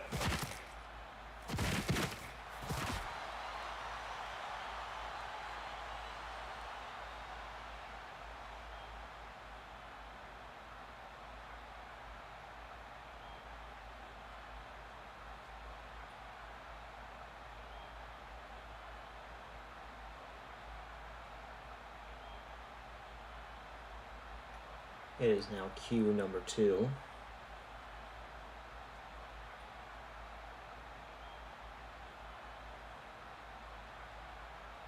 And hike.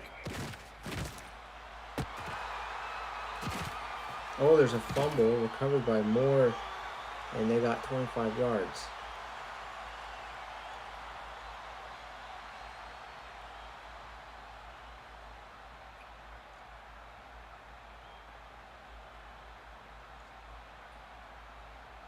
And hike. He chucks it down the field, and he's incomplete. I can't believe it.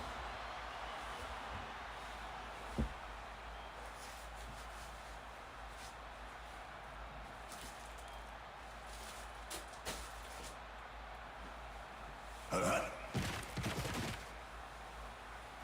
Jacobs intercepted, and that puts an end to that drive.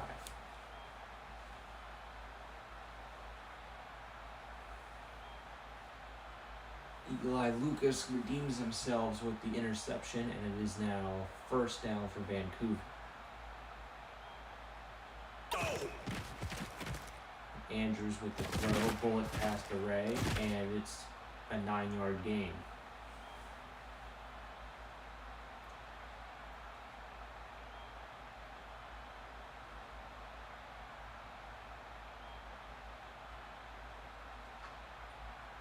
Go.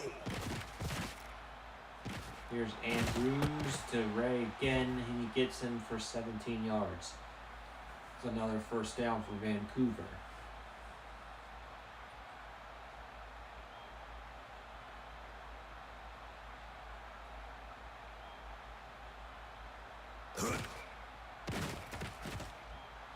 And a deep pass caught by Gilbert. They're in the almost in the red zone.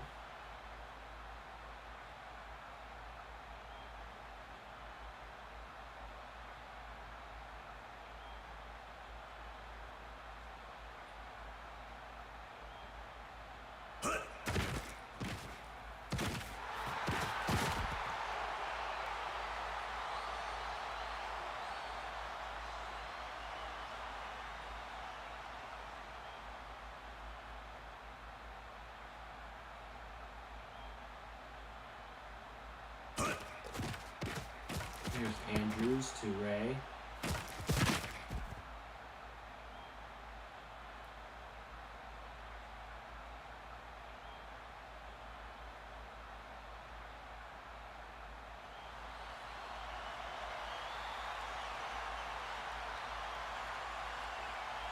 Flag.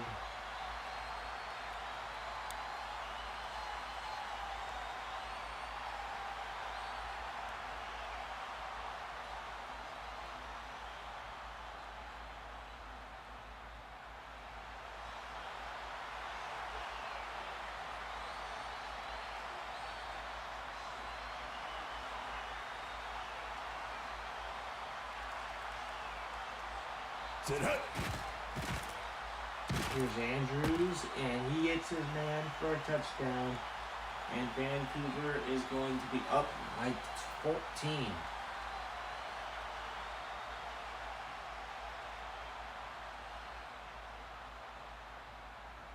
Hike.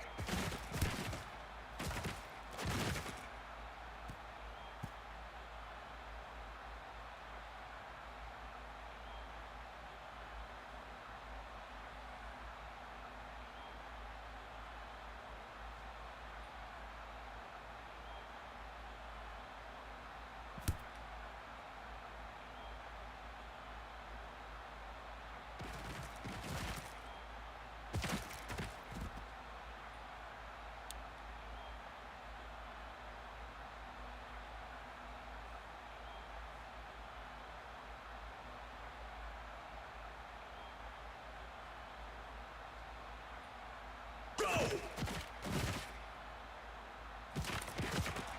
There's a pass incomplete.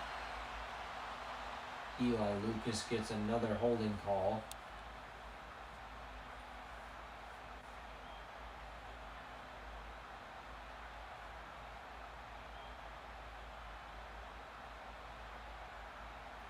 Castor Jacobs is only 2-6 today on his passing record.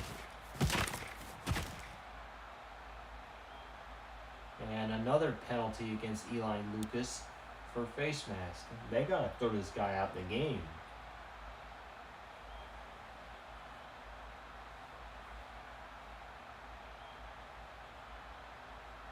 Dan Romero has so far rushed for 6 yards over 3 plays,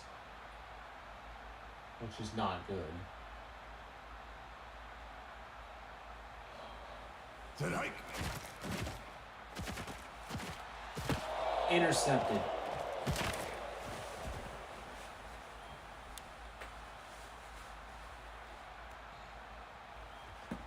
And you would think that this game doesn't get any more interesting. Well, it does. Hut.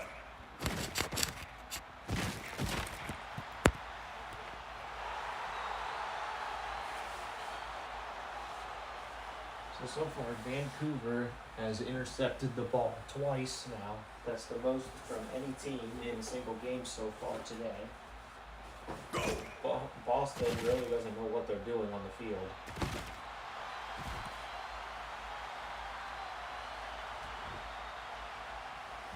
Like, really, does anyone know what Boston's doing on the field?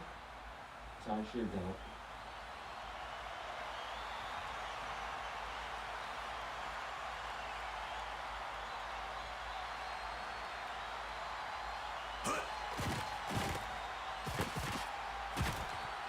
And Ray goes, it's a first down.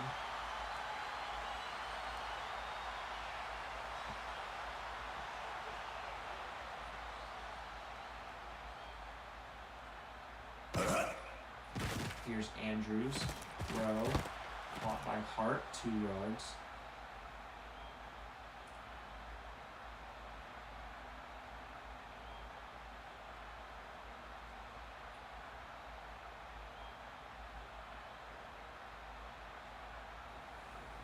Sit hut. Here's Andrews. Deep pass and incomplete.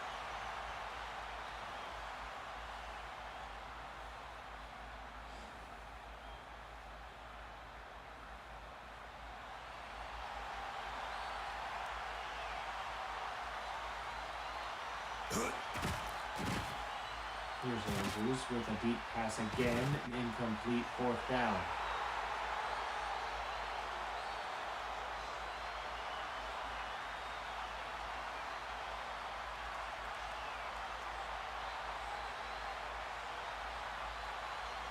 Sit hut. Points underway. And it's still 14-0. Let's see if Boston can change that right here.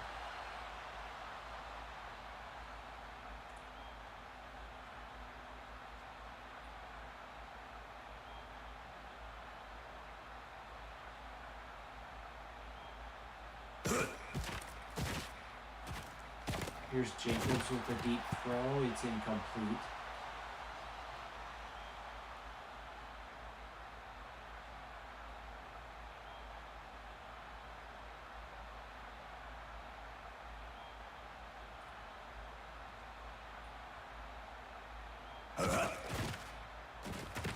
Here's Romero for 10 yards.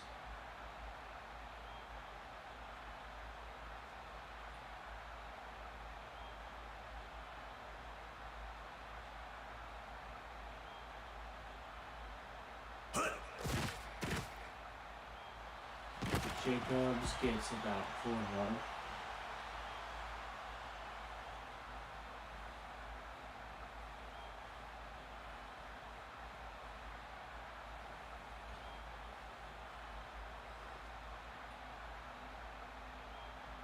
Go. And Romero gets 6 yards.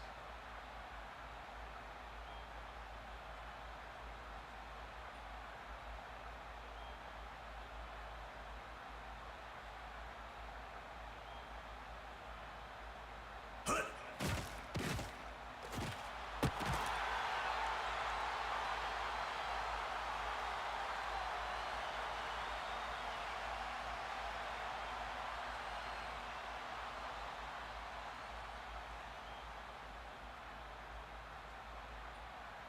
Hut.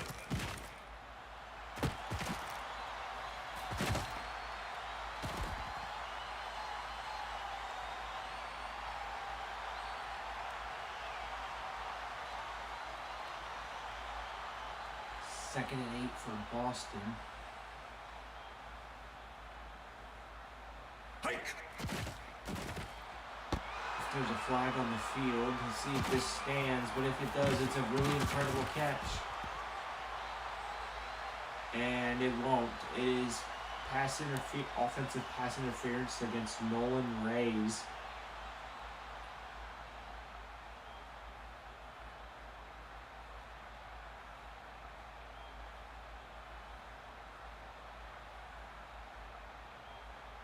Hike. That's incomplete. It is 3rd and 18.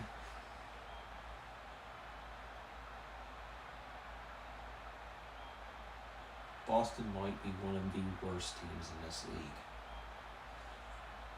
Hike.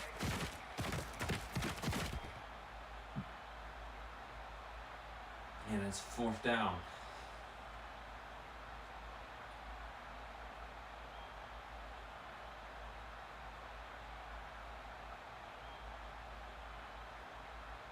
Sit hike.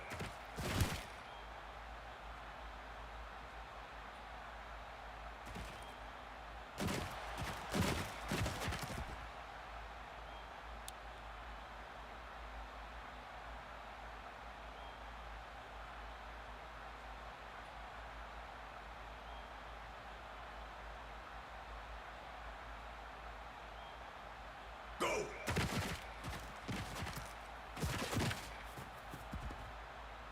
10-yard gain for Vancouver.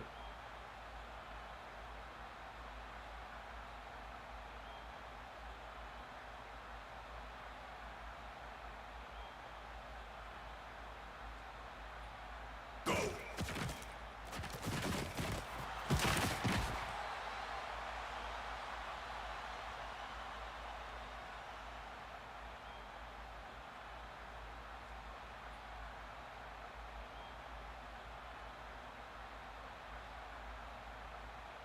Hut!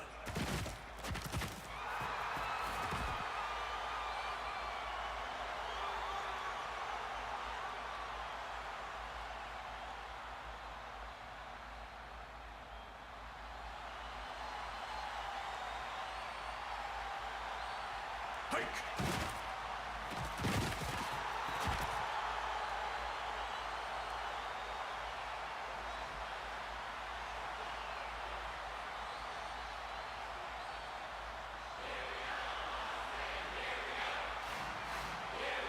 Boston trying to chant their way through this game while it's halftime.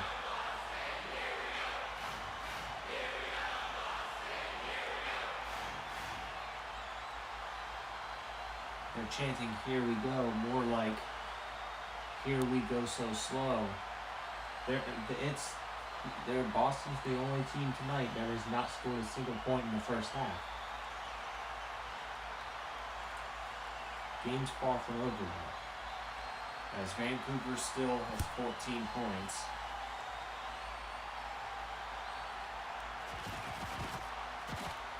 You know, it's kind of crazy seeing the downfall of the Boston Oilers. This used to be a team that always made the playoffs, but I don't think they're going to do that this season, considering Boston's latest record. And hike!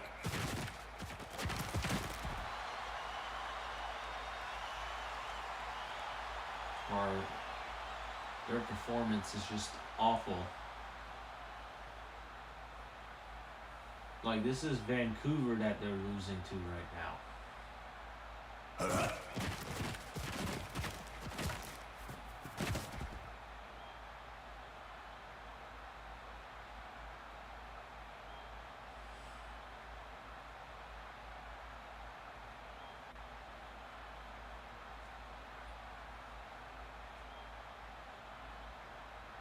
Hut!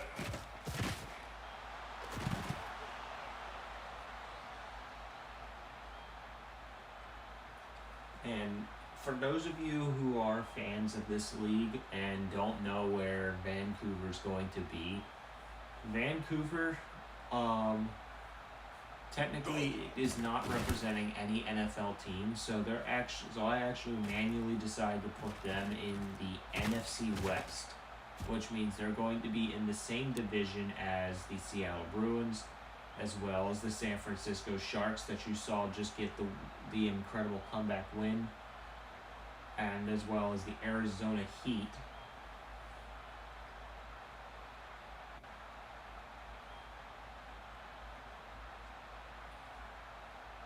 And then also what's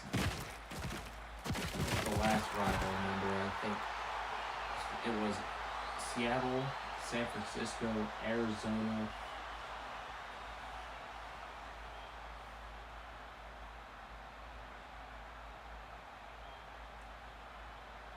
Hut! And I believe it was Los Angeles, actually. That's a huge gain by Vancouver. That's 55 yards. Vancouver's still dominating in this game.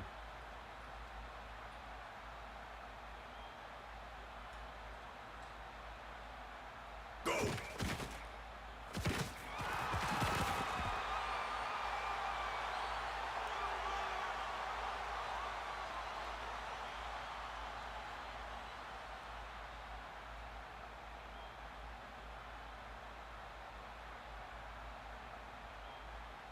Go!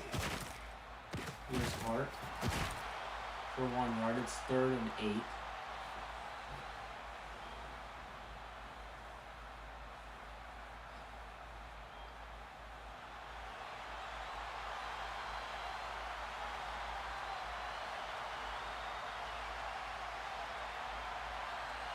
And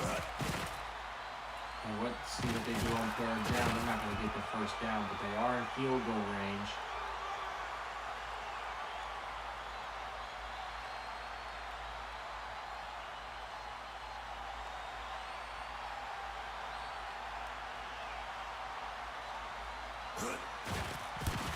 Here's the field goal, and it's good. Vancouver now has a 3-possession lead over the Boston Whalers.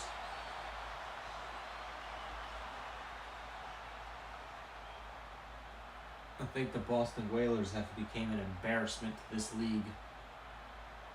What are they doing in this league?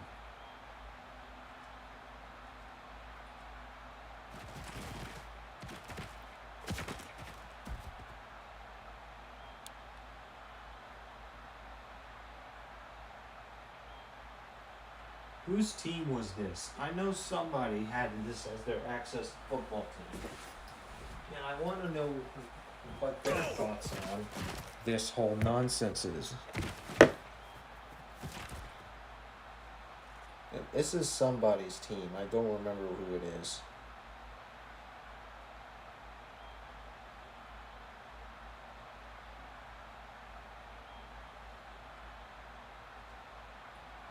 Strike. It's Yas's and Spydoc's team. So it's actually two people, if they follow Access Football. To be honest, I thought it was Jay that was a Patriots fan.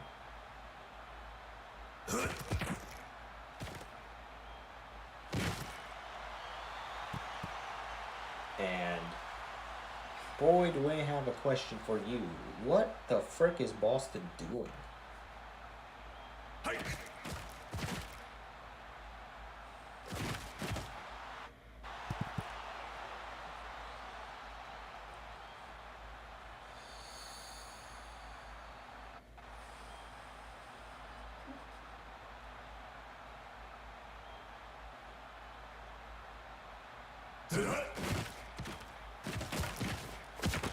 And that's another fourth down for Boston.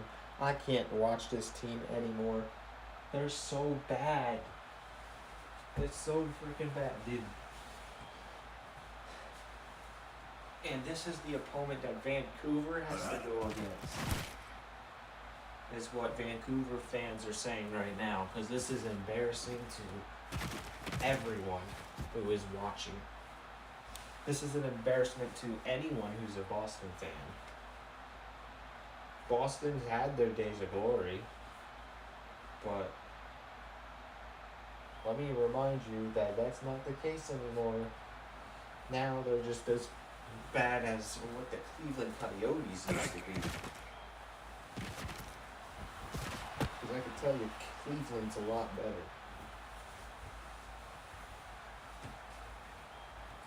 And in fact, I have to admit, Cleveland is better than Baltimore now. Inside of the UAFL, and Sit hut.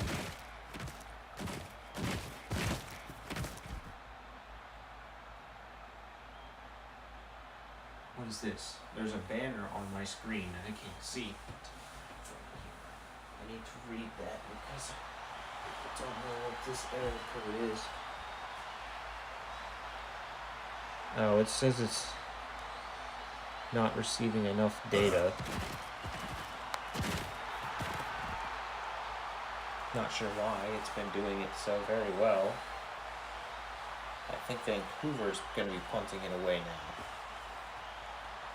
Both of these teams just don't really have what it takes to win this league. Sit hut. But at least Vancouver actually knows how to score. Boston has scored nothing in almost 3 quarters.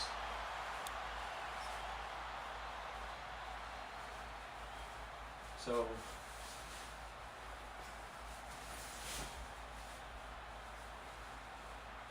I really question the future Sit hut.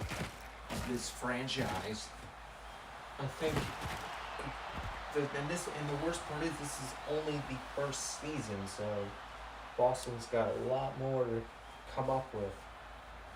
because it's going to be the first season of the 2026 game.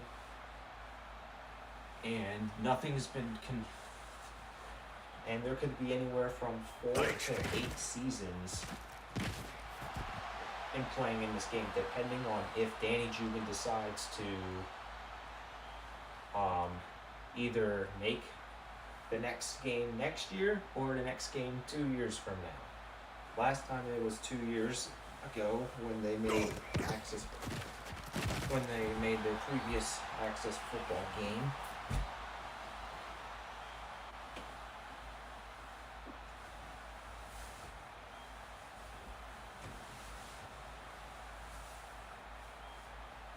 And that game was, and during that game, Denver was the best, and they shared that spot on 11.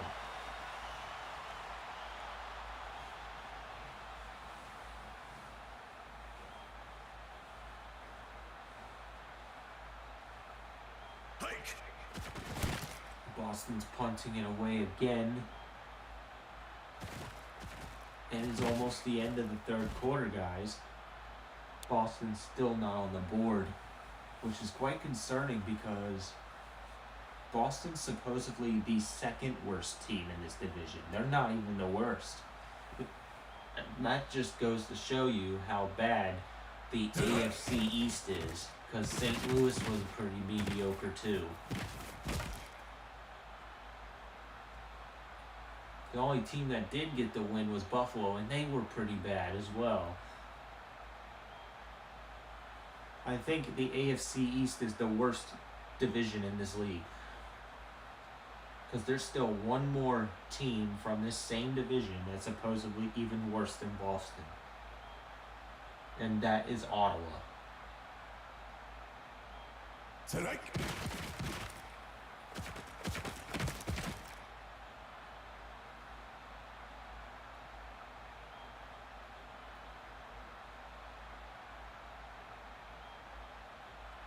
Well, don't worry, folks. Tomorrow we only have to do one game with the only AFC East team that hasn't played a game, and then it's going to be after that all of the AFC East teams and the NFC West teams will have played their games. So tomorrow we have one AFC East team playing, one NFC West team playing, and then we have three NFC South teams and three AFC North teams. And now Hayes is injured and Boston's now cooked. I mean, they're already on cooked. This is Q4. And they haven't even scored a single touchdown. Or actually, they haven't even scored anything at all in 3 quarters. That's very scary. You might as well just go home. Like, what is up with Boston? This is Vancouver they're losing to, and Vancouver's not good either. I have to admit, Vancouver is not a good team right now. Yes, they're dominating 17-0, but when you're playing a Boston, I rated them as -5, which is as on my huge scale, it goes anywhere from 2 being the highest and -6 being the lowest. And Boston is at that -5 region, so they're in the second worst category.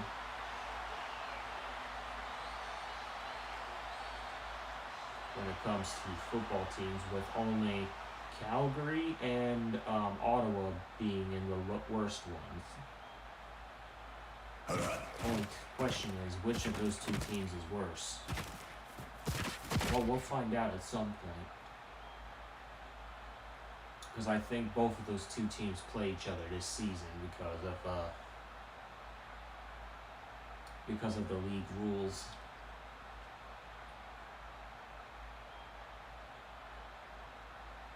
Hike. Touchdown, Vancouver.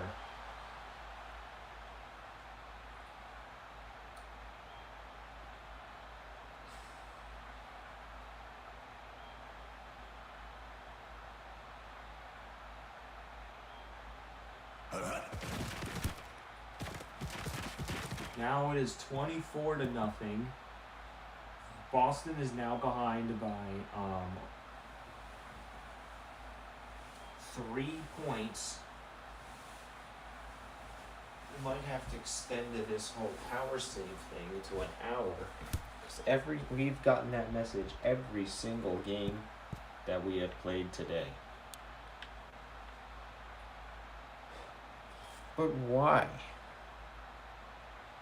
Why is Boston so bad? I want to question every single team or every single member of the Boston Whalers and figure out what is wrong with this team. Maybe that's why, I think we all know why Joe Accardi left the Boston Whalers. Look how bad this team is.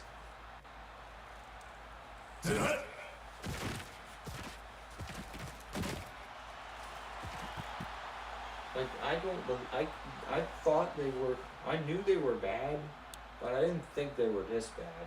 This is a whole nother level of rubbish. Being absolutely, and the worst part is, this is not the worst team in this division. They're the second worst, which means they're playing against the second worst team from every single division that isn't their own.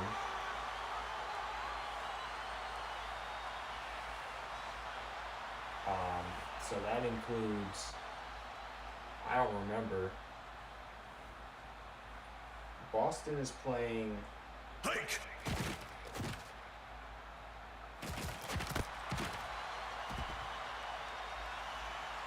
Boston's season is going to consist of them playing. Of course, they're going to be playing their division rivals, which is going to be the Miami Warriors. Good luck, because they're going to lose to them for sure. The Buffalo Grizzlies, they might lose that too.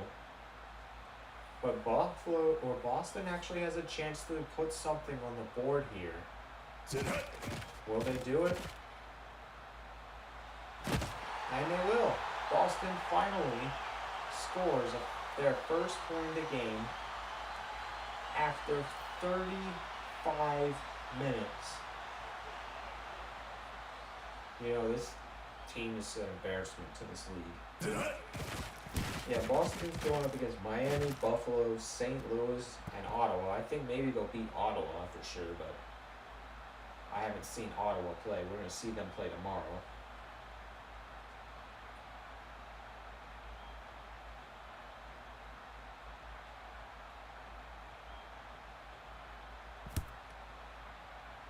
They're playing LA tomorrow.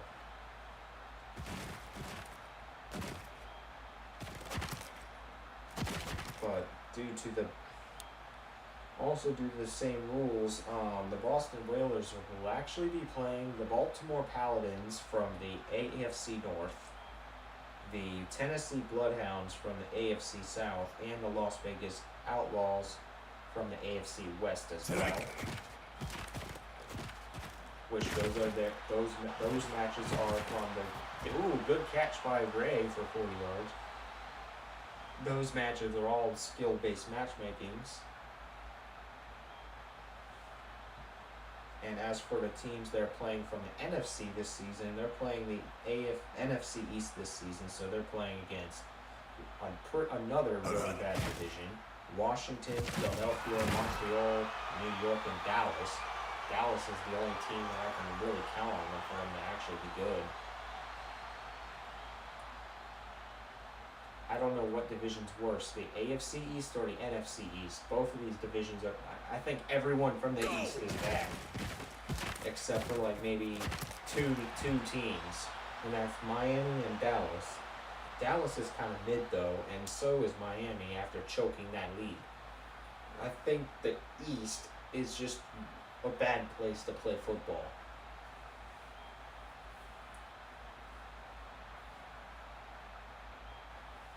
especially after seeing the talent from the NFC West today. I mean, I'm kind of questionable. That division didn't do well either.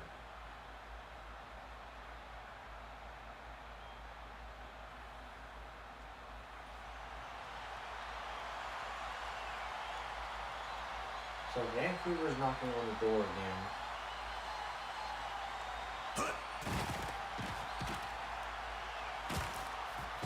And it's first down. And it's now 2 a.m. We are 1 hour late to ending this live stream. I can't believe it. Go!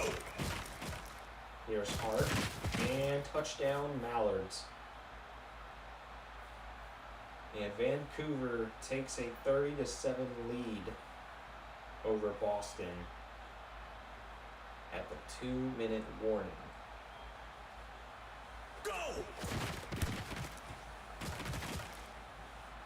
PAT is good.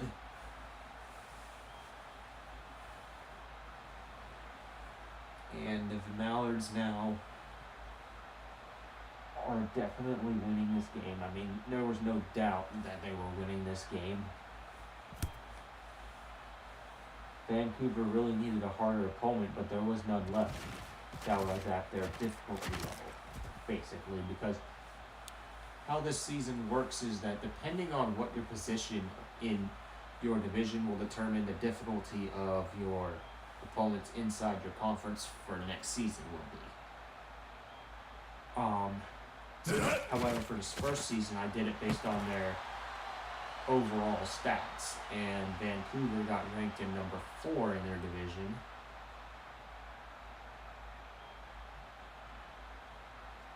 And so did Boston.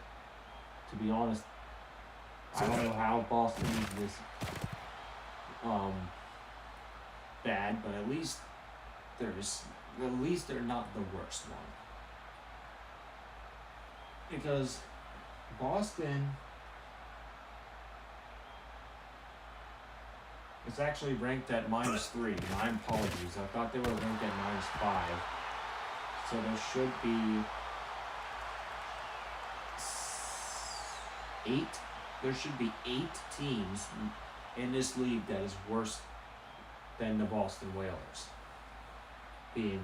That includes the Oklahoma City Cyclones, apparently, the Winnipeg Devil Cats, the Los Angeles Tide, the Tennessee Bloodhounds, the Philadelphia Express, Washington Senators, Calgary Orioles, and the Ottawa Capitals.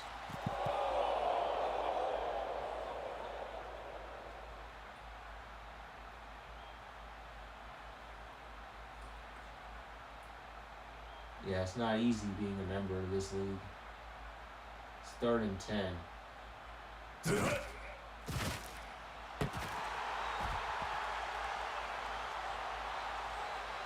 Timeout, Boston.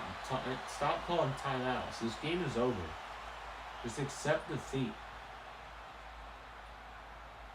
Accept the fact that Boston is the worst team I've ever seen in a long time. Shoot, wait until XBTV sees this scoreline, because they're gonna question how the heck this happened, because I honestly cannot believe it either. Jacobs is not gonna help the Boston Whalers.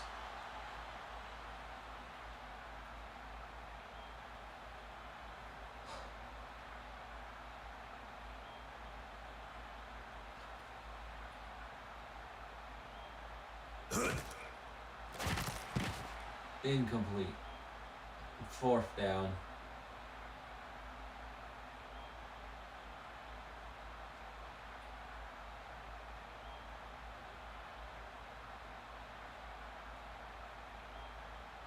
Tonight. Here's Jacobs, and that's it. That's it.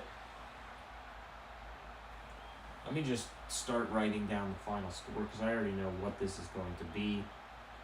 This is just embarrassing. What in the frick was that performance by Boston?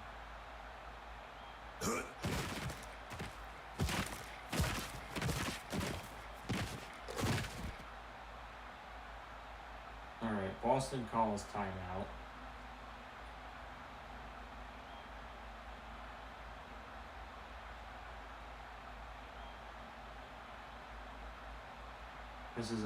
This game's been a blowout. And here's the knees. This game of misery and pain for Boston and laughter and joy for Vancouver is over. As Vancouver exits the field, y'all should be pretty good. Feel pretty good about this win. But wait till you play somebody of an even harder difficulty level later in the season when you play your division rivals. And for Vancouver's case, they are playing the AFC East, or no, they're playing the AFC West this season. So Vancouver's up against the Wranglers. They're up against the Wranglers, the Thunder. They're up against the Outlaws, the Edmonton Ravens, and the Denver Mountaineers. And that is going to be it for the final game. That means it is also time to end this live stream. Sorry I didn't get a lot of views, but oh well. This is just called passion. Well, our next normal stream is coming up next, which is at 9 a.m. That's going to be our playoff game or playoff stream for Destiny 2. And later that night we will have Wednesday night football. So stick around tomorrow and we will see you guys then. Peace.